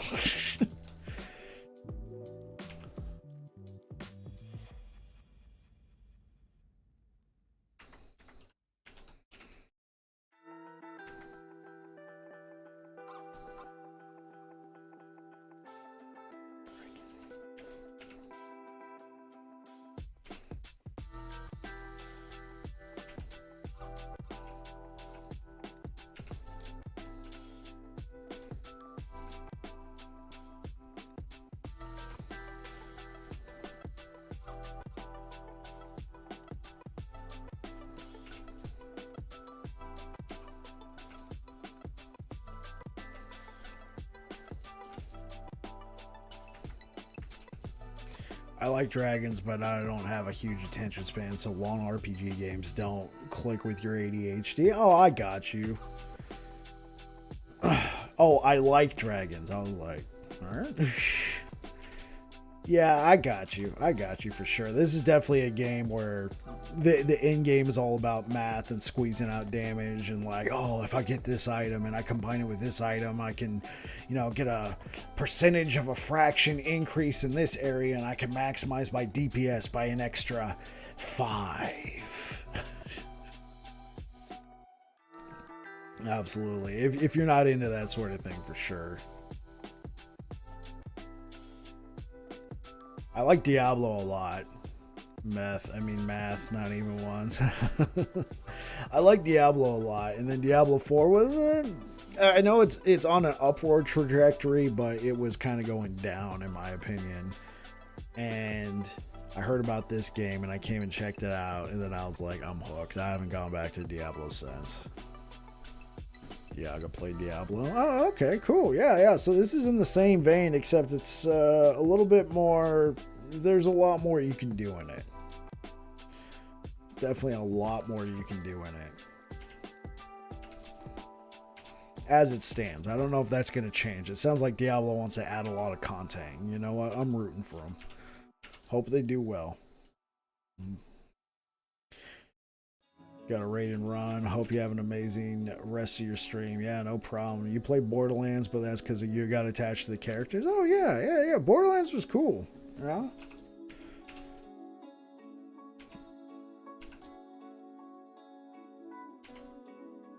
One thing I didn't like about Borderlands is there was loot everywhere. Oh, and catch you later, Coco.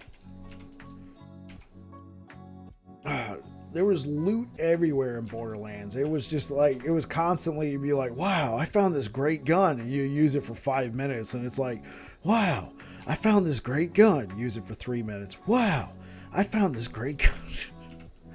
That's how I felt when I was playing it. There was like no permanence. There was no like, oh my gosh.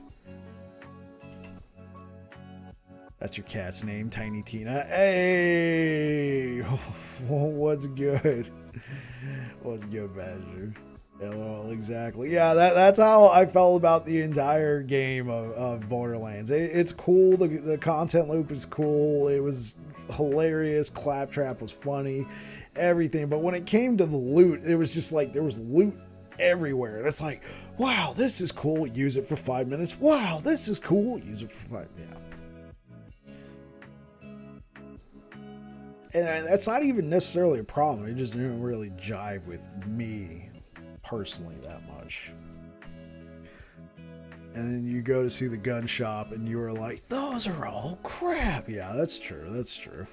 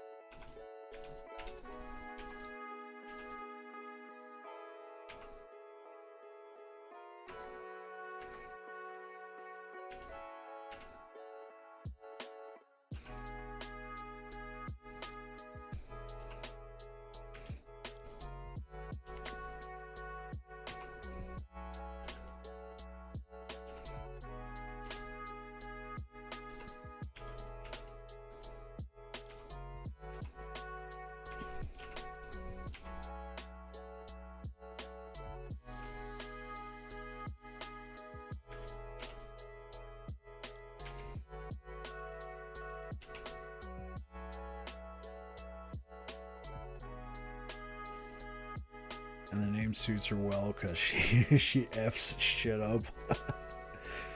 What I think is funny, Nighthawk, right now as you're chatting, it says Raider from Nighthawk 006. Nighthawk 006 says. I think that's kind of funny.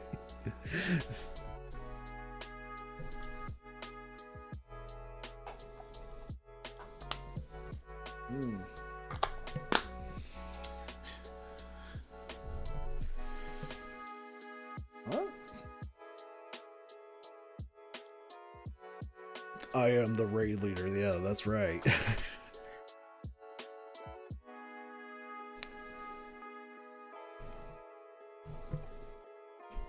Okay.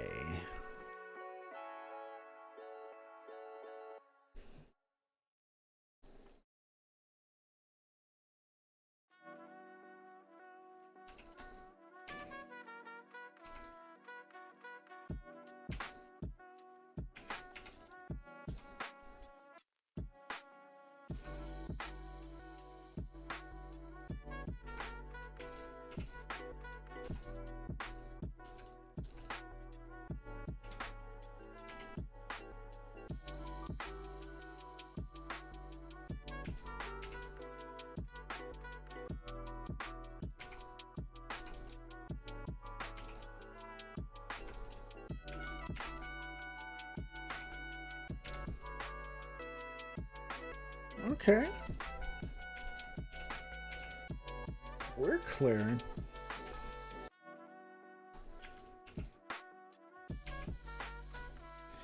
Oh, I think I know what it is.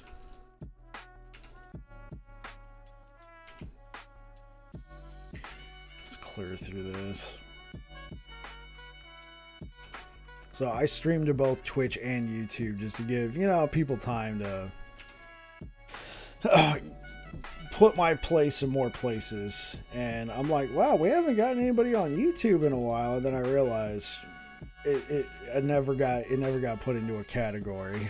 So as far as YouTube's concerned, I'm just streaming. No particular way to find me. Okay, so let me go do that right now.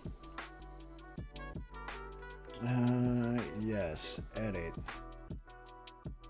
Restrictions none. Yeah, we are in last epoch. I do have to do this every time and I always forget.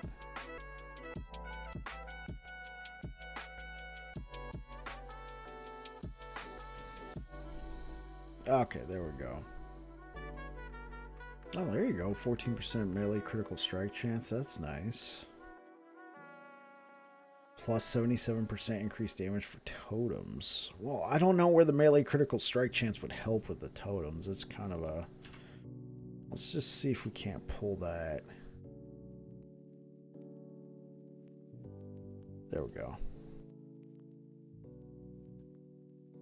Pull that off. Alright, cool.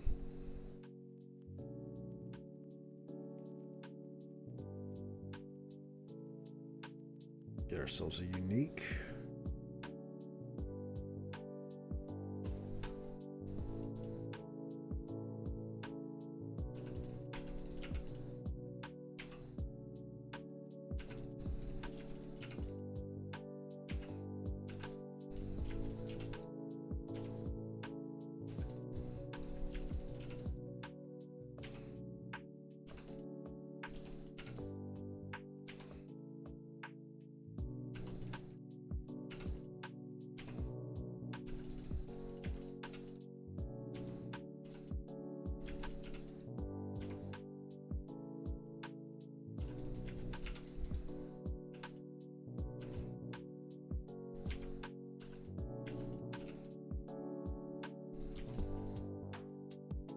Ooh, all attribute shard. That's not a rare shard. Interesting. I figured it would be. We can look later because I am currently dying.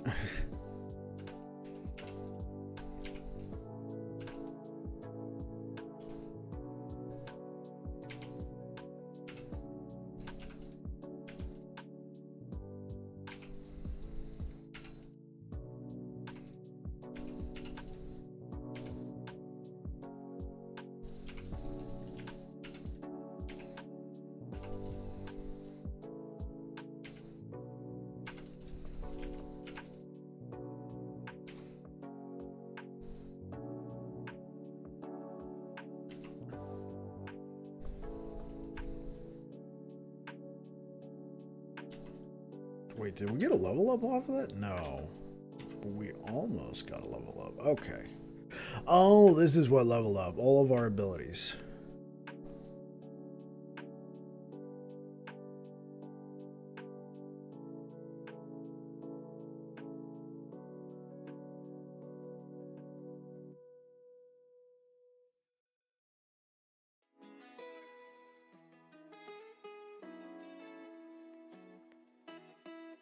Blaster enemies take melee damage over time for 3 seconds with base damage equal to 100% of your added.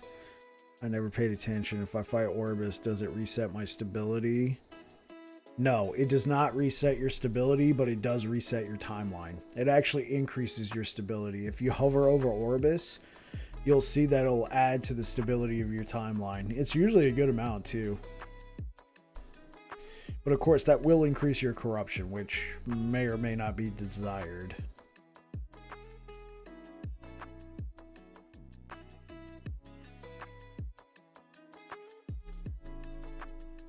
I know I am missing something somewhere in this tree. How can you make Rive scale with Void? Because it's right there. It shows Void as a scaling tag. Same with Warpath, same with Void Cleave, Lunge.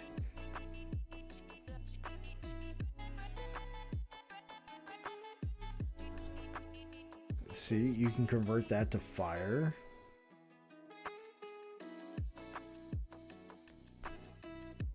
See, you can convert this to Void. And Rive has that, but I don't see that scaling tag anywhere. I must be super blind.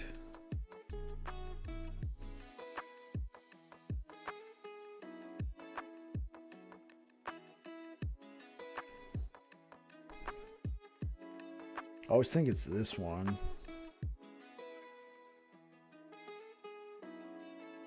Maybe they removed it or something. Maybe Rive got reworked at some point and they just never changed that out right there. Okay, well, let's select an ability. Let's go for more damage. More damage is always appreciated.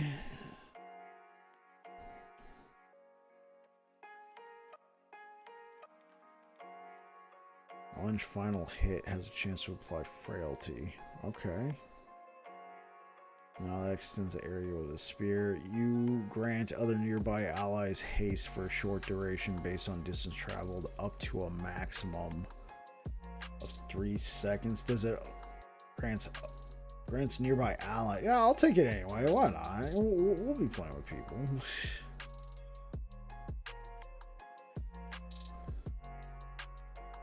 Consumes mana to cause additional echoes when used. Each echo will appear 1 second after the last. These additional echoes cannot be created while you have negative mana. I don't know about that. Let's just do extra damage. Yeah, we'll take that extra damage. This is the time rot. So we get a +1 here. Yeah, we'll increase that. 36% chance to recover cooldown on kill. This is the damage of the Void Risks themselves. Dodge rating while on cooldown. Oh, okay.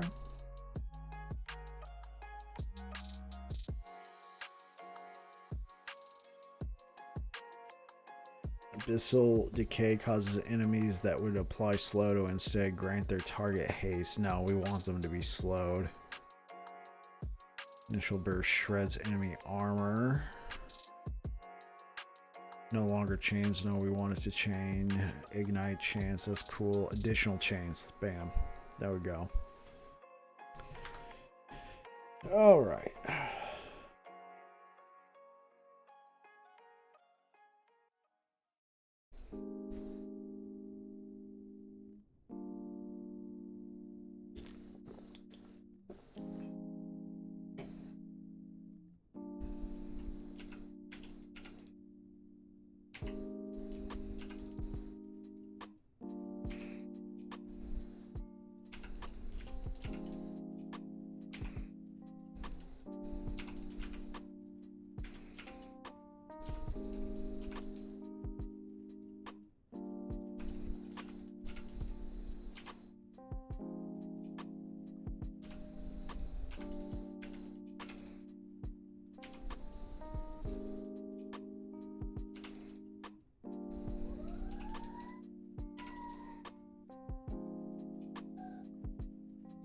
Increase spell damage? Sure, I'll take that for right now, but...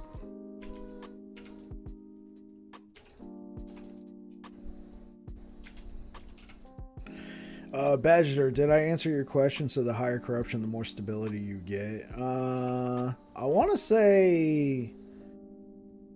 maybe, because I do feel like I jet through stability real quick at higher corruption, but I've never tested it. The first one, the second, you are currently. Okay, I got it. Want to make sure I got that answer out to you. Yeah, I think higher corruption, you probably do get a little bit more stability, but that is an unfounded, untested statement. That's just a, maybe, yeah. Ooh.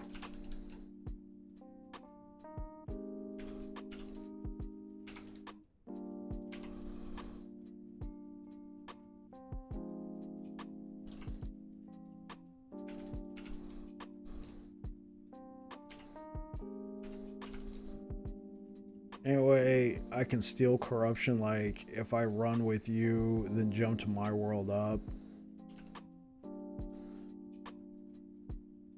Last question, and then I sleep. That's no problem, man. I'm glad that I can answer these questions for you.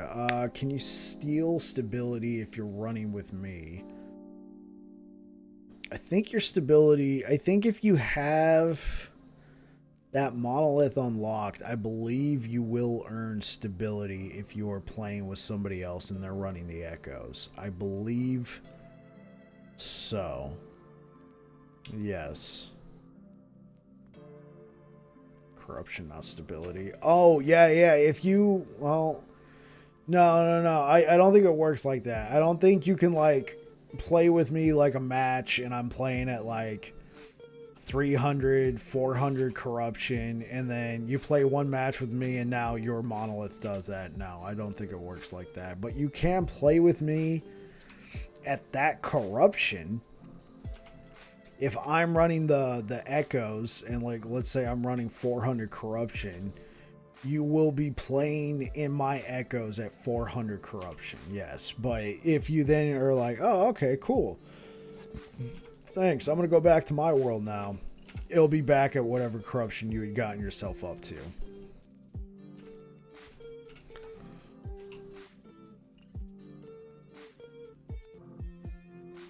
I think the only way you can... sad they should be able to fix this if we push yours for like 3 days straight. Then I play on mine because you work. Right. Yeah. Then I'm screwed. We would have to test that. I haven't really played with anybody that long. Like, I've gone and I've played with Cap for a little bit, but I've never been like, okay, for the next 3 days, every time I go live, Cap, you jump in and we play at my corruption. I don't know if it works like that. What we could probably do is piggyback it. Like, we run a few at my corruption, and then we go over to yours because you've built up stability, and then we help you complete Orbis, get your corruption up, go back to mine, build up your stability, go back. We could try that.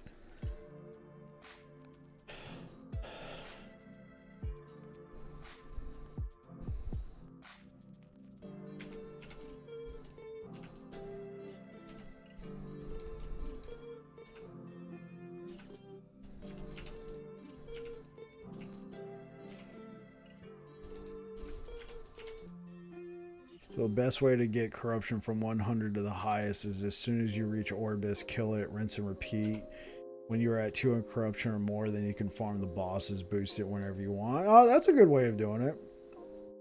If your build can support that. Sometimes you're just going to need that empowered blessing, because when you kill bosses in empowered, you get access to a different kind of blessing. You get access to a grand blessing, and that's going to be better than even the best blessing you can get in regular monoliths. The worst grand blessing is going to be better than the best regular blessing you can get in regular monoliths. But also, another surefire way to raise your corruption is killing the bosses, because then you're going to get something called Gaze of Orbis, which adds a +9 to your corruption when you kill Orbis.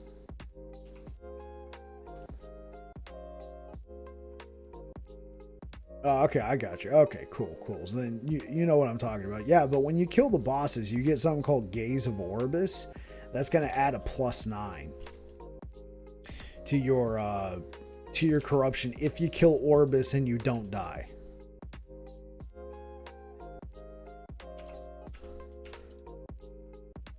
And then there's a catch-up mechanic. So, like, let's say you spend all your time in one timeline and you push the corruption in that timeline to bonkers levels. Like, let's say you're pushing, let's say I'm playing Black Sun over here. Yeah, but killing Orbis with one gaze gives better bonus than just farming over and over. Let's see if I understand that. But killing Orbis with one gaze, because I just did 5 kills of the boss, 5 Orbis, and the bonus I get are better in stability. So are you killing Orbis 5 times, or did you kill the boss 5 times and then go kill Orbis?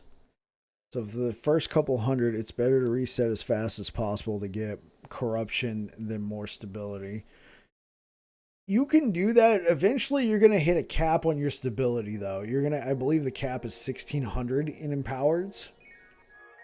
You're going to hit 1600 stability, and then you will no longer gain stability after that. After that, you're just killing for the sake of killing and farming, which is fine. For sure. Like, I do that all the time in Black Sun on my Paladin, because I already got the best blessing that I want. I got the maximum rolled blessing in the Black Sun timeline, which was, for me, 5% leech on throwing attack damage. And I already got all the uniques that I wanted from the boss, so I quit farming the boss. I would just farm the entire map, and then whenever I wanted to reset, I'd go kill Orbis once. But if you're pushing corruption, I would recommend killing the boss of that timeline a time or two, and then go fight Orbis. I guess whichever one's faster, because when you do that, you're going to get an extra +9 from killing the boss as a Gaze of Orbis.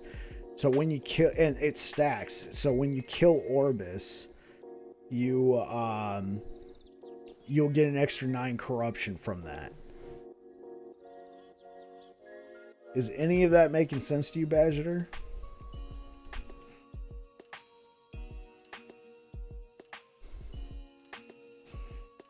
I feel like the +9 is a bit of a waste when you get stability faster at higher corruption. No, depends on how fast you want to push it, but it might just be faster to do it the way that you're talking.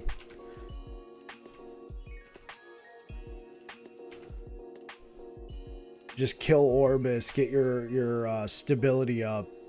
You can even do that in tandem, just as you're farming your way towards Orbis. When you get enough, go kill the boss, keep going. You finally get to Orbis, you have like 1 or 2 gazes of Orbis, and then kill Orbis, get some more stability, keep farming your way towards Orbis, and then when you and then just every chance you get, kill the boss just for the gaze.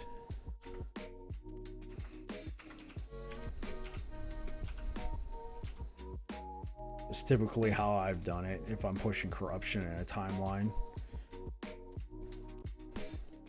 Alright, I'll try that tomorrow, yeah. If you go in a straight line from where you start, and you keep going, you don't even stop at the first Orbis you get to, but you keep going past that, you'll find Orbis nodes that give you even more corruption. Tomorrow I'll do 1 boss, 1 Orbis. Okay, I got you. I got you.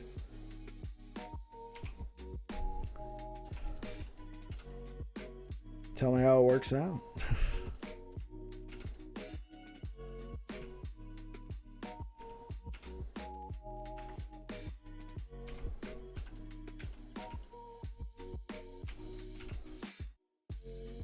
Okay, I got you. Yeah, okay, I see what you mean. Wouldn't it be faster just to kill Orbit? Okay, okay.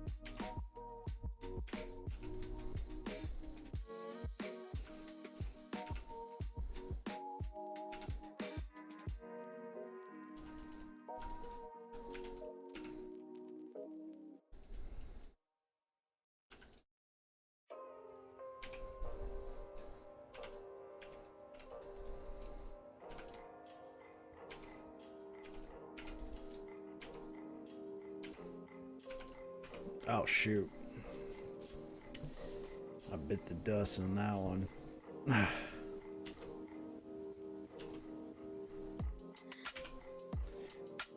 2 points. Let's just put them both into here. Get our elemental resistance up. Okay, cool, cool. We'll probably leave it there, and then we'll go back to no, we want this. Yeah, there we go.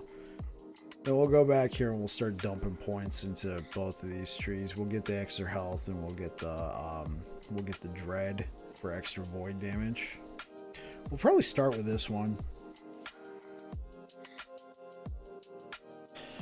I mean, this one's not too bad either. Eventually, I will respec this once I get my resistances worked out. But right now, this is just an easy way to get an extra 21% resistances. Right there. Cool. Alright, have a good one. See ya. See you later, man. Oh, no wonder they have a 100% critical strike chance. I didn't even pay attention.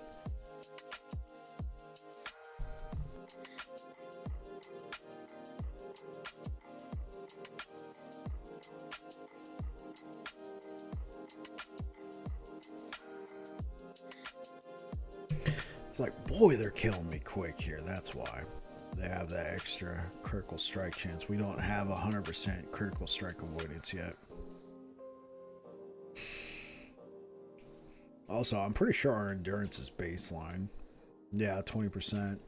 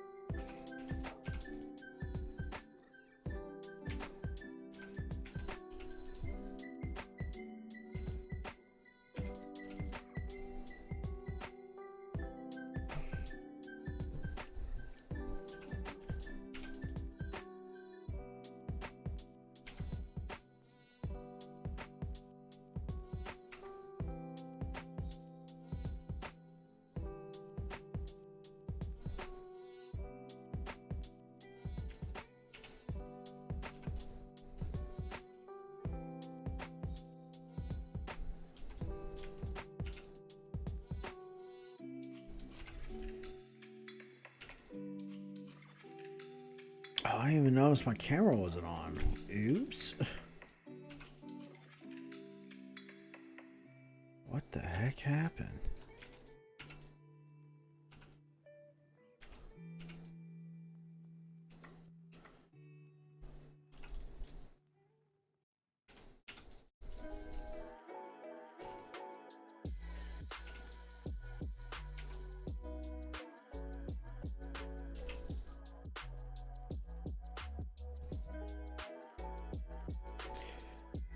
What the heck happened? Why?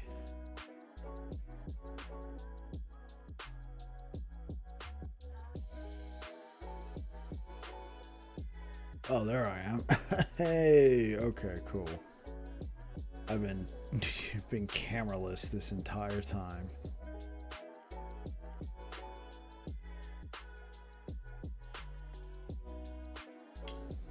I didn't even notice.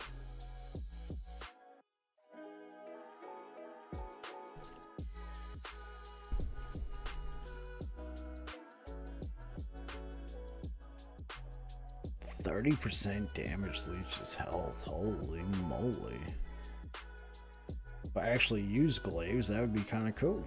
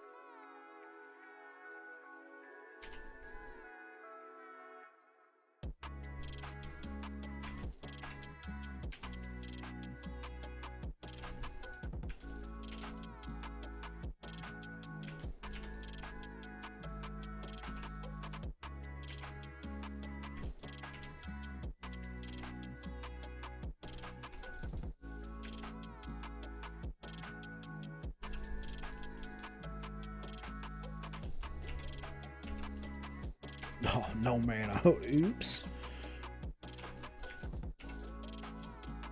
Gotta be careful here. They're doing a lot of damage.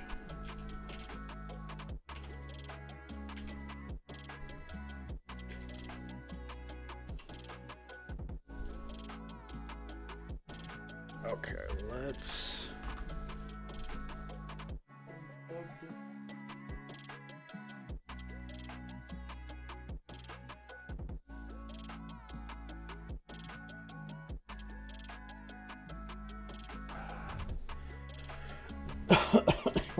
Excuse me. Again, I apologize.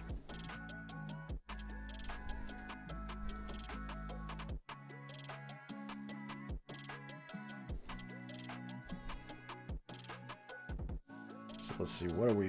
We're level 76 now, and this is the level 90 zone. Not too bad, I think. Just gotta watch out for all of this.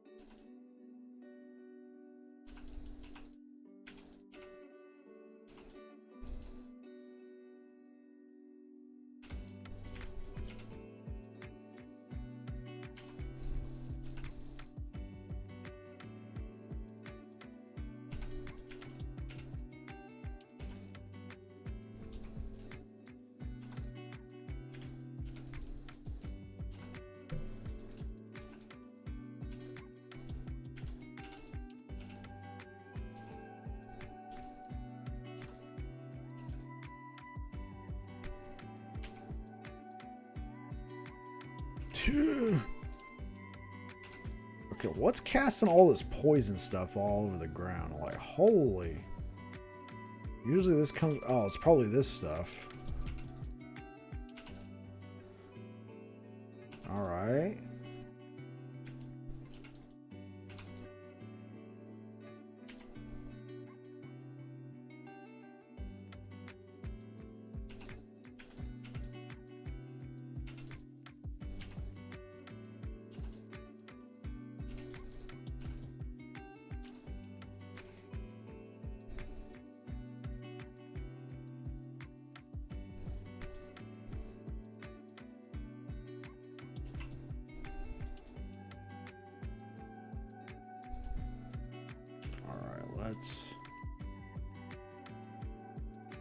Let's just shatter. Shatter.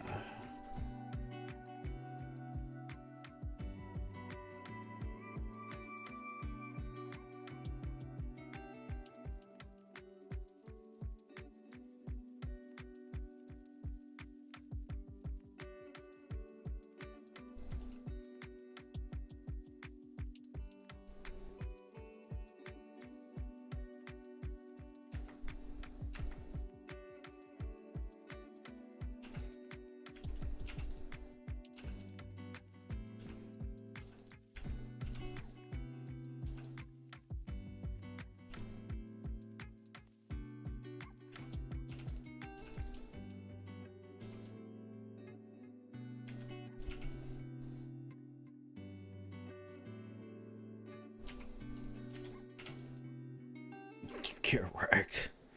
Oh. Goodbye. I love that, man. I am a simple person. Tag him with that, and goodbye.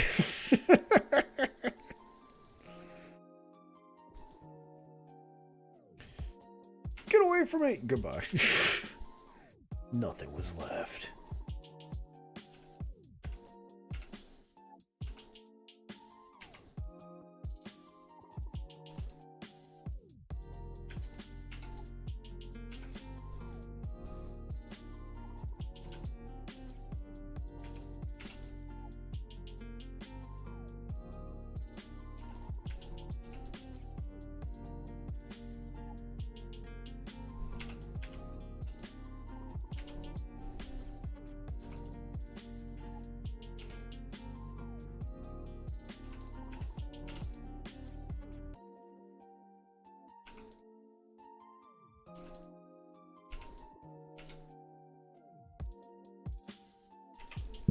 Oh, whoops.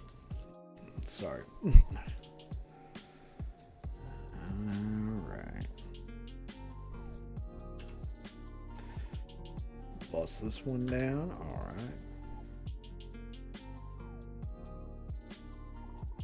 Okay, this is the first... What, how long have we... Yeah, well, this is regulars. Empowereds, we probably would have seen a couple of these by now. Alright.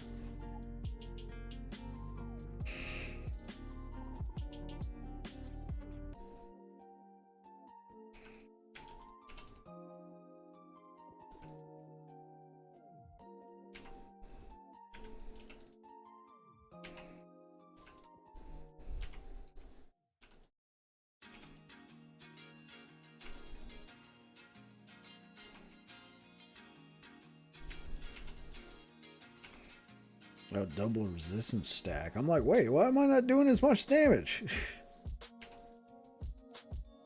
Let's grab this.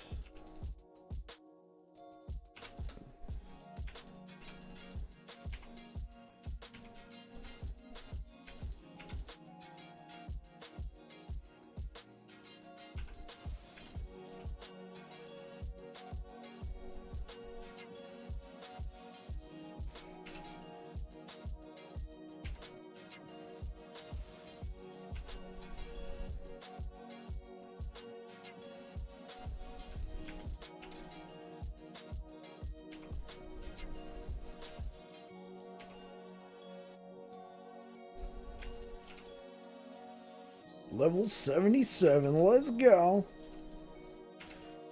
We're level 71 when we started the day. Alright. Heck yeah.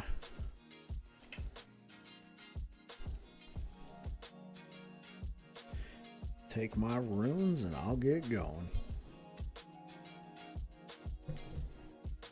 Well, stuck on something. Hey.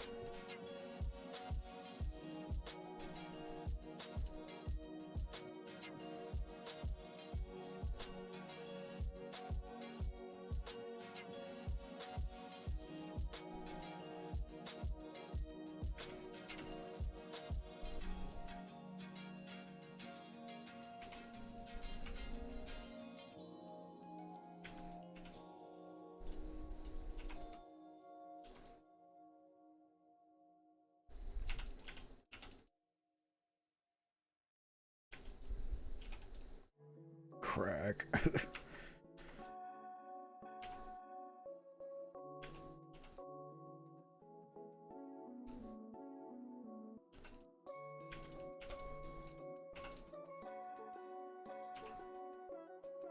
Goodbye.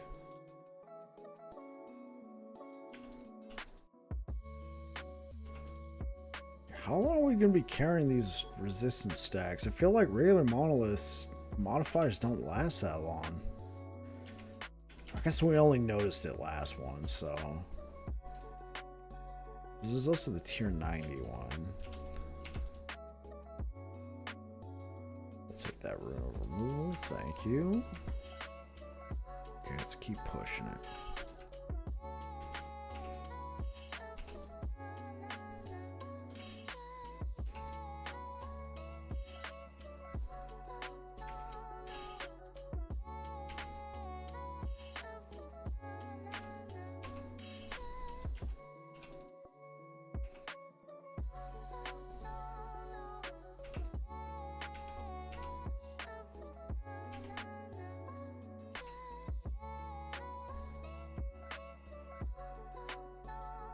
Yeah, let's see what kind of...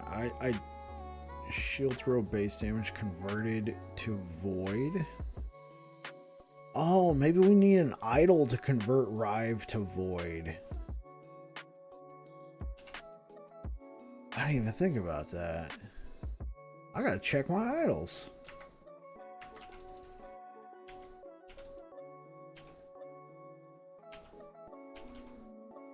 Because, yeah, if we can convert Rive to void damage, this is going to be nuts. We're still stuck with physical damage.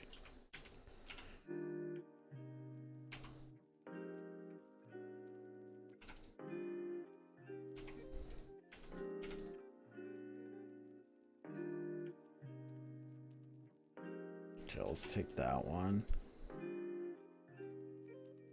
I don't care about that. Alright, let's go check out our idols.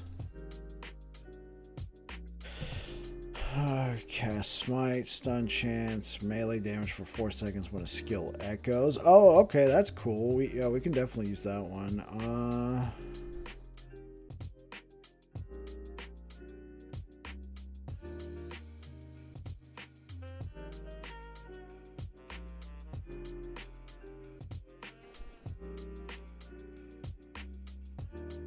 I mean, the second one we can't really use as much. 34% chance to shred armor on hit, but when a skill echoes, 44. Like, we echo a lot with Rive. We definitely echo a lot. Let's see if we can fit that in here. So, okay, we definitely don't need the lightning resist. Necrotic, well, we kind of need that one. Necrotic, yeah, we need that one. Health and critical. Let's see if we can live without the health and critical. Because that could really pump up our damage. Do we need the physical resistance? Just a smidge.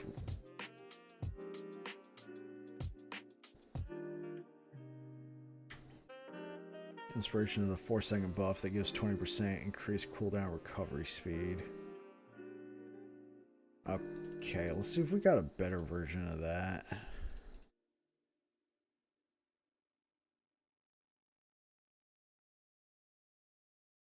These are throwing attack strike multipliers.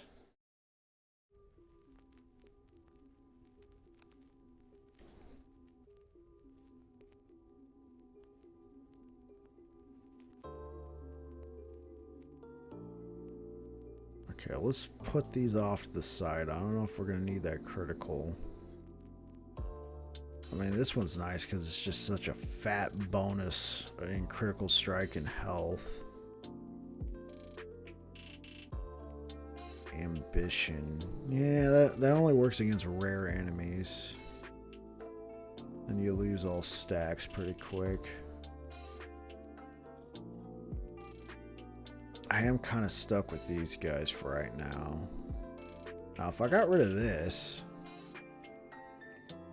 and I got rid of this, we slap that one down there.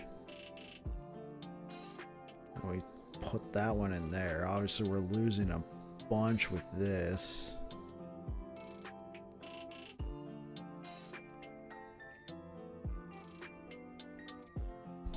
Well, this could be a nice little bump in our damage. Let's start taking points in Dread.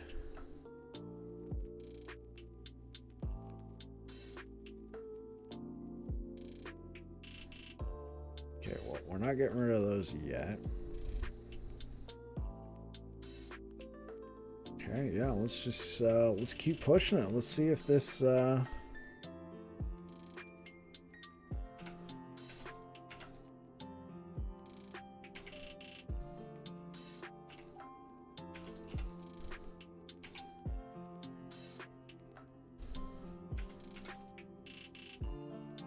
still got that. Oh, and they're taking even less damage now at high health. Interesting.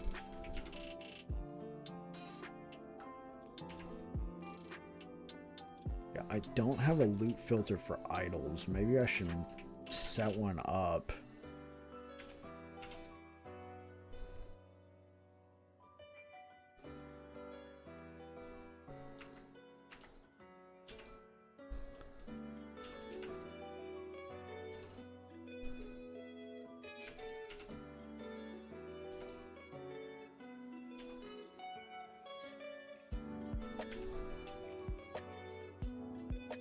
Plus from Abyssal Echoes, okay.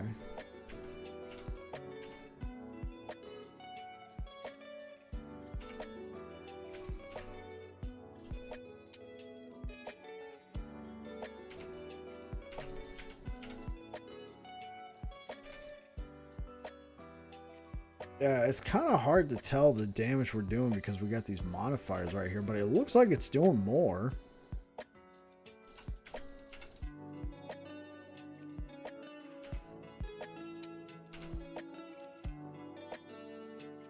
Okay.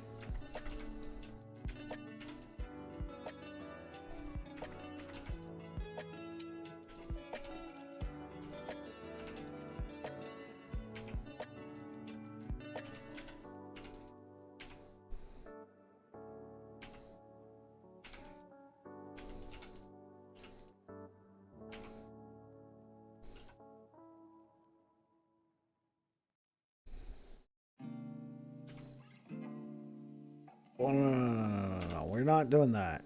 We're not.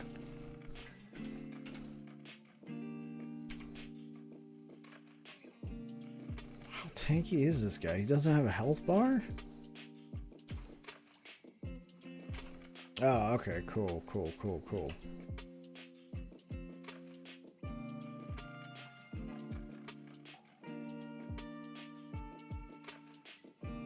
Let's go put some of these keys in our stash.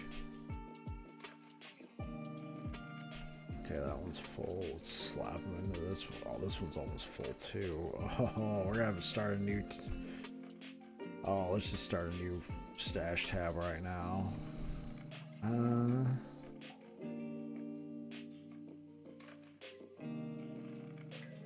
Okay, let's name this one keys. And we'll go with the purple sign. Key. Bam. Oh, maybe that one? No, it's gotta be that. There we go.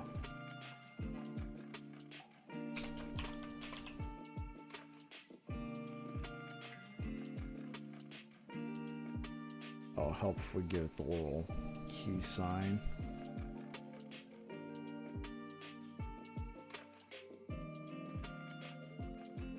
Oh, yeah, because it lightens up a little bit. Okay. Move that one there. So we're going to finish this one, bam. Then we're going to move on to this. I mean, we're wealthy enough. We could probably buy a stash tab per kind of key that we need. This one will be Lightless Arbor. This one would be Arena Keys. This one, eh. I don't know about that. I don't know about if I'm about that life.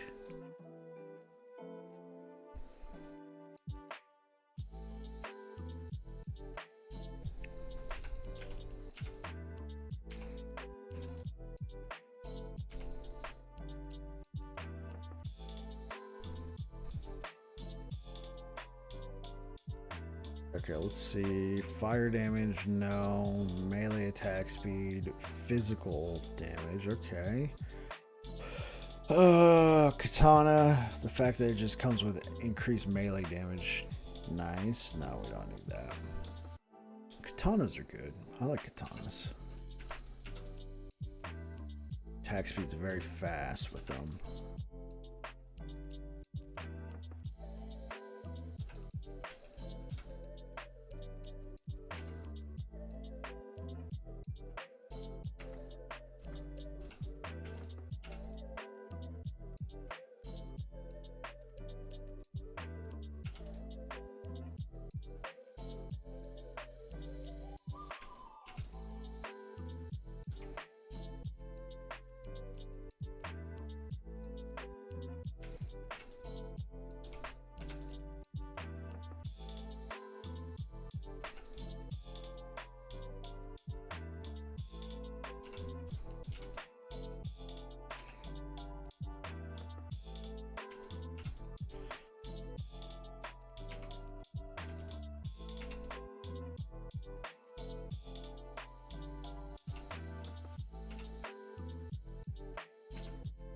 Whoa, hey, yo, yo, yo. Oh, there's a dragon here.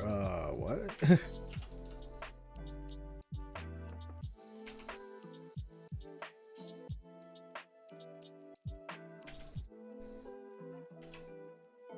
Okay, so we don't have 100% crit chance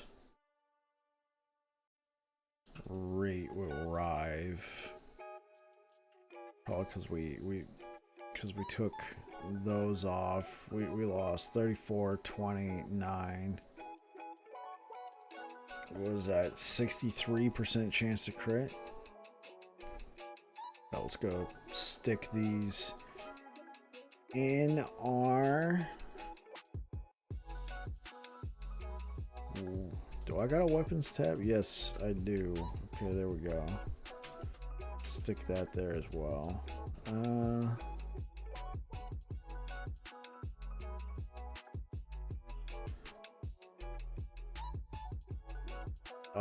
Yeah, let's not get rid of this particularly unique.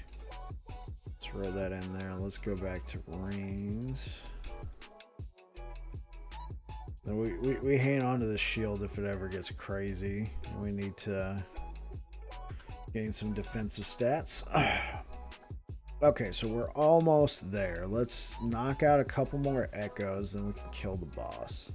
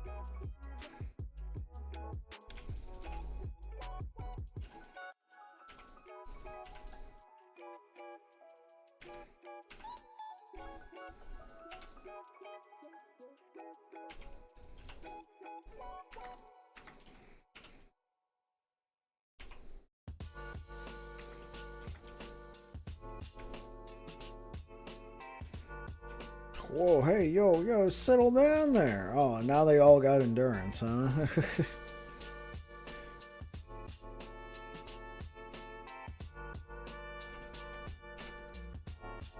23,000 damage for a crit. Get wrecked.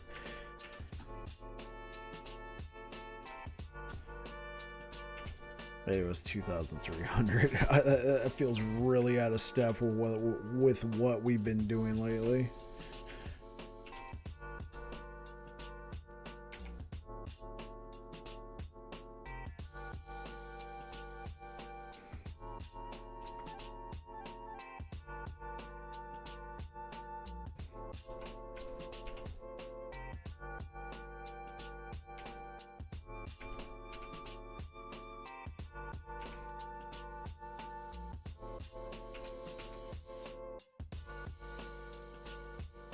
Whoa, hey, yo, just settle down there. No need for this kind of violence. I can't even finish the line.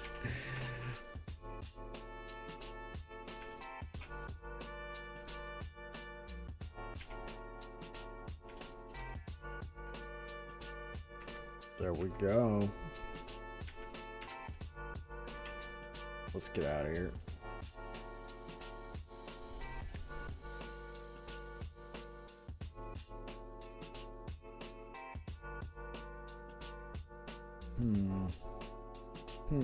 Okay, let's do one. I don't know. Some of these look kind of funky if I take these. Have a difficult time fighting the boss. Enemies have a chance to shred armor. Okay, that one's not as bad. Enemies have 18% increased movement speed. Let's just try fighting good old Centaur Moose Man and then see what happens. What happened? Goodbye.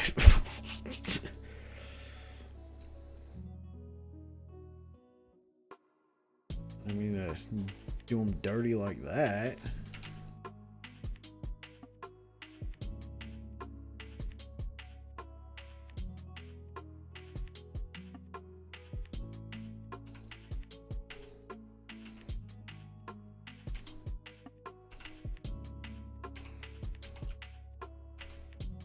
Whoa, hey, yo.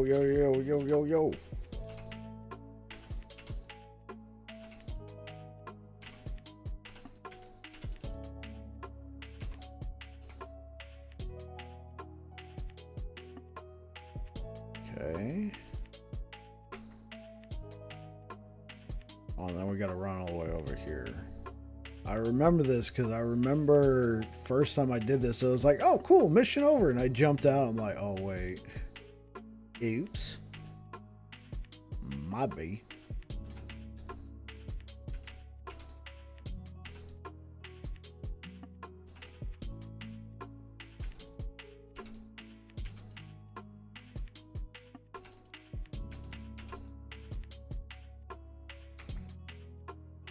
And no.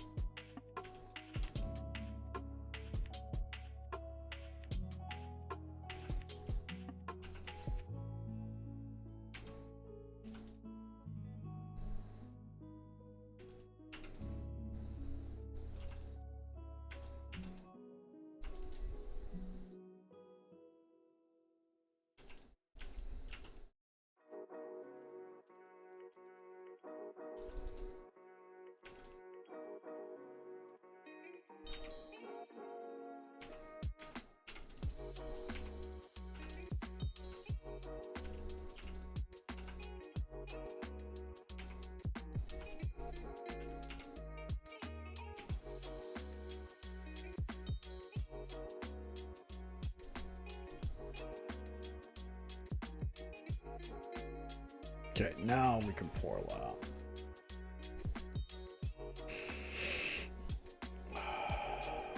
Okay.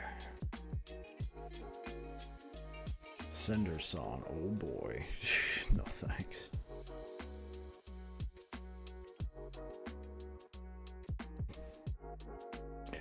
let's just do it. Fight our way through here. Fight Centaur Moose Man.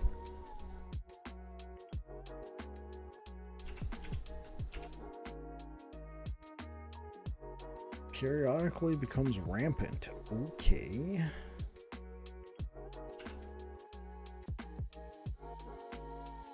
I'll let my echo beat you down. Just get wrecked.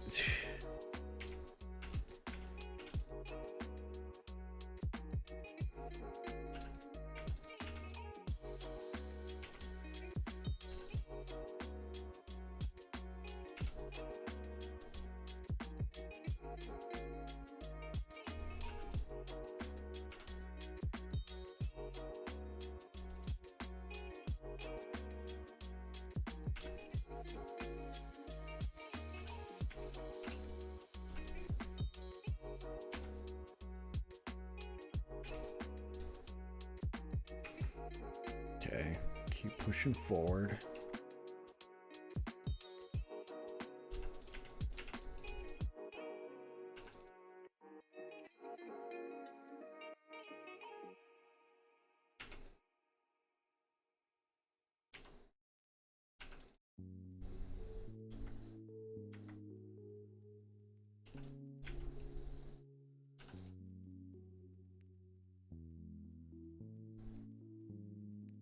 Where we confront Grail, right?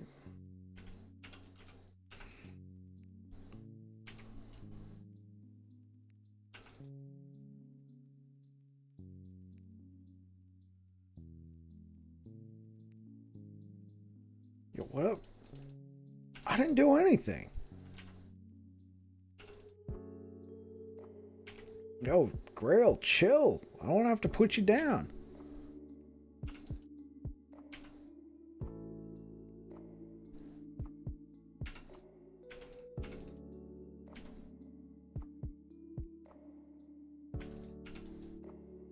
And he got he got evaporated. Erasing Strike is so cool. No monologue, no nothing, just gone. He never existed. Wiped from existence. Alright, here we go. Time to confront Centaur Moose Man. Herod, we were once allies. Now, what I'm about to do to you is a mercy. Oh my gosh! Okay, maybe I should be used. Oh my word! Oh, then I gotta do that. I guess we should. Okay. We've come this far. Let's complete this.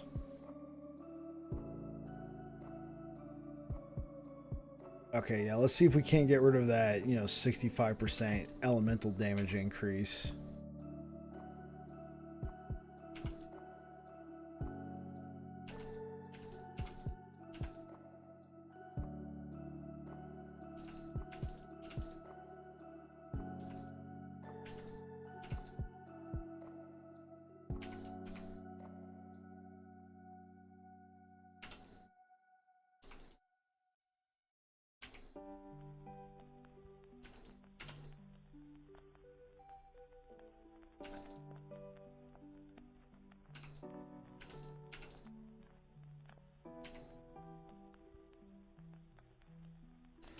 Okay.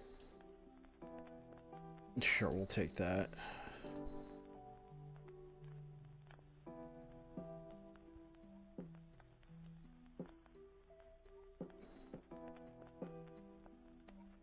Okay, Centaur Moose Man. Here we go.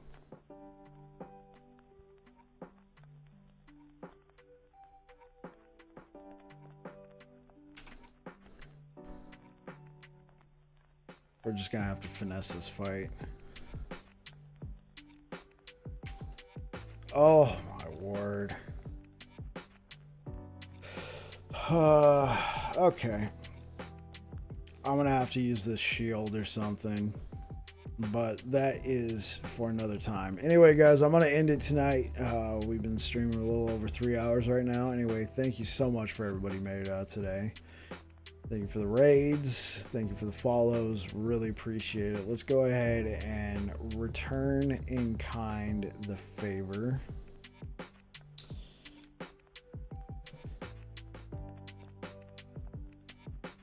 Have a good night, Bab. Oh, thank you so much, Nighthawk. We're gonna go ahead and raid Cap. He's a fellow Last Epoch creator. Anyway, you guys take care. You have yourselves a good one.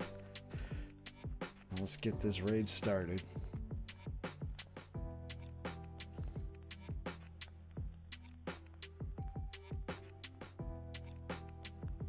All right, thank you so much, everybody. Anyway, you guys take care. Send Cap our love.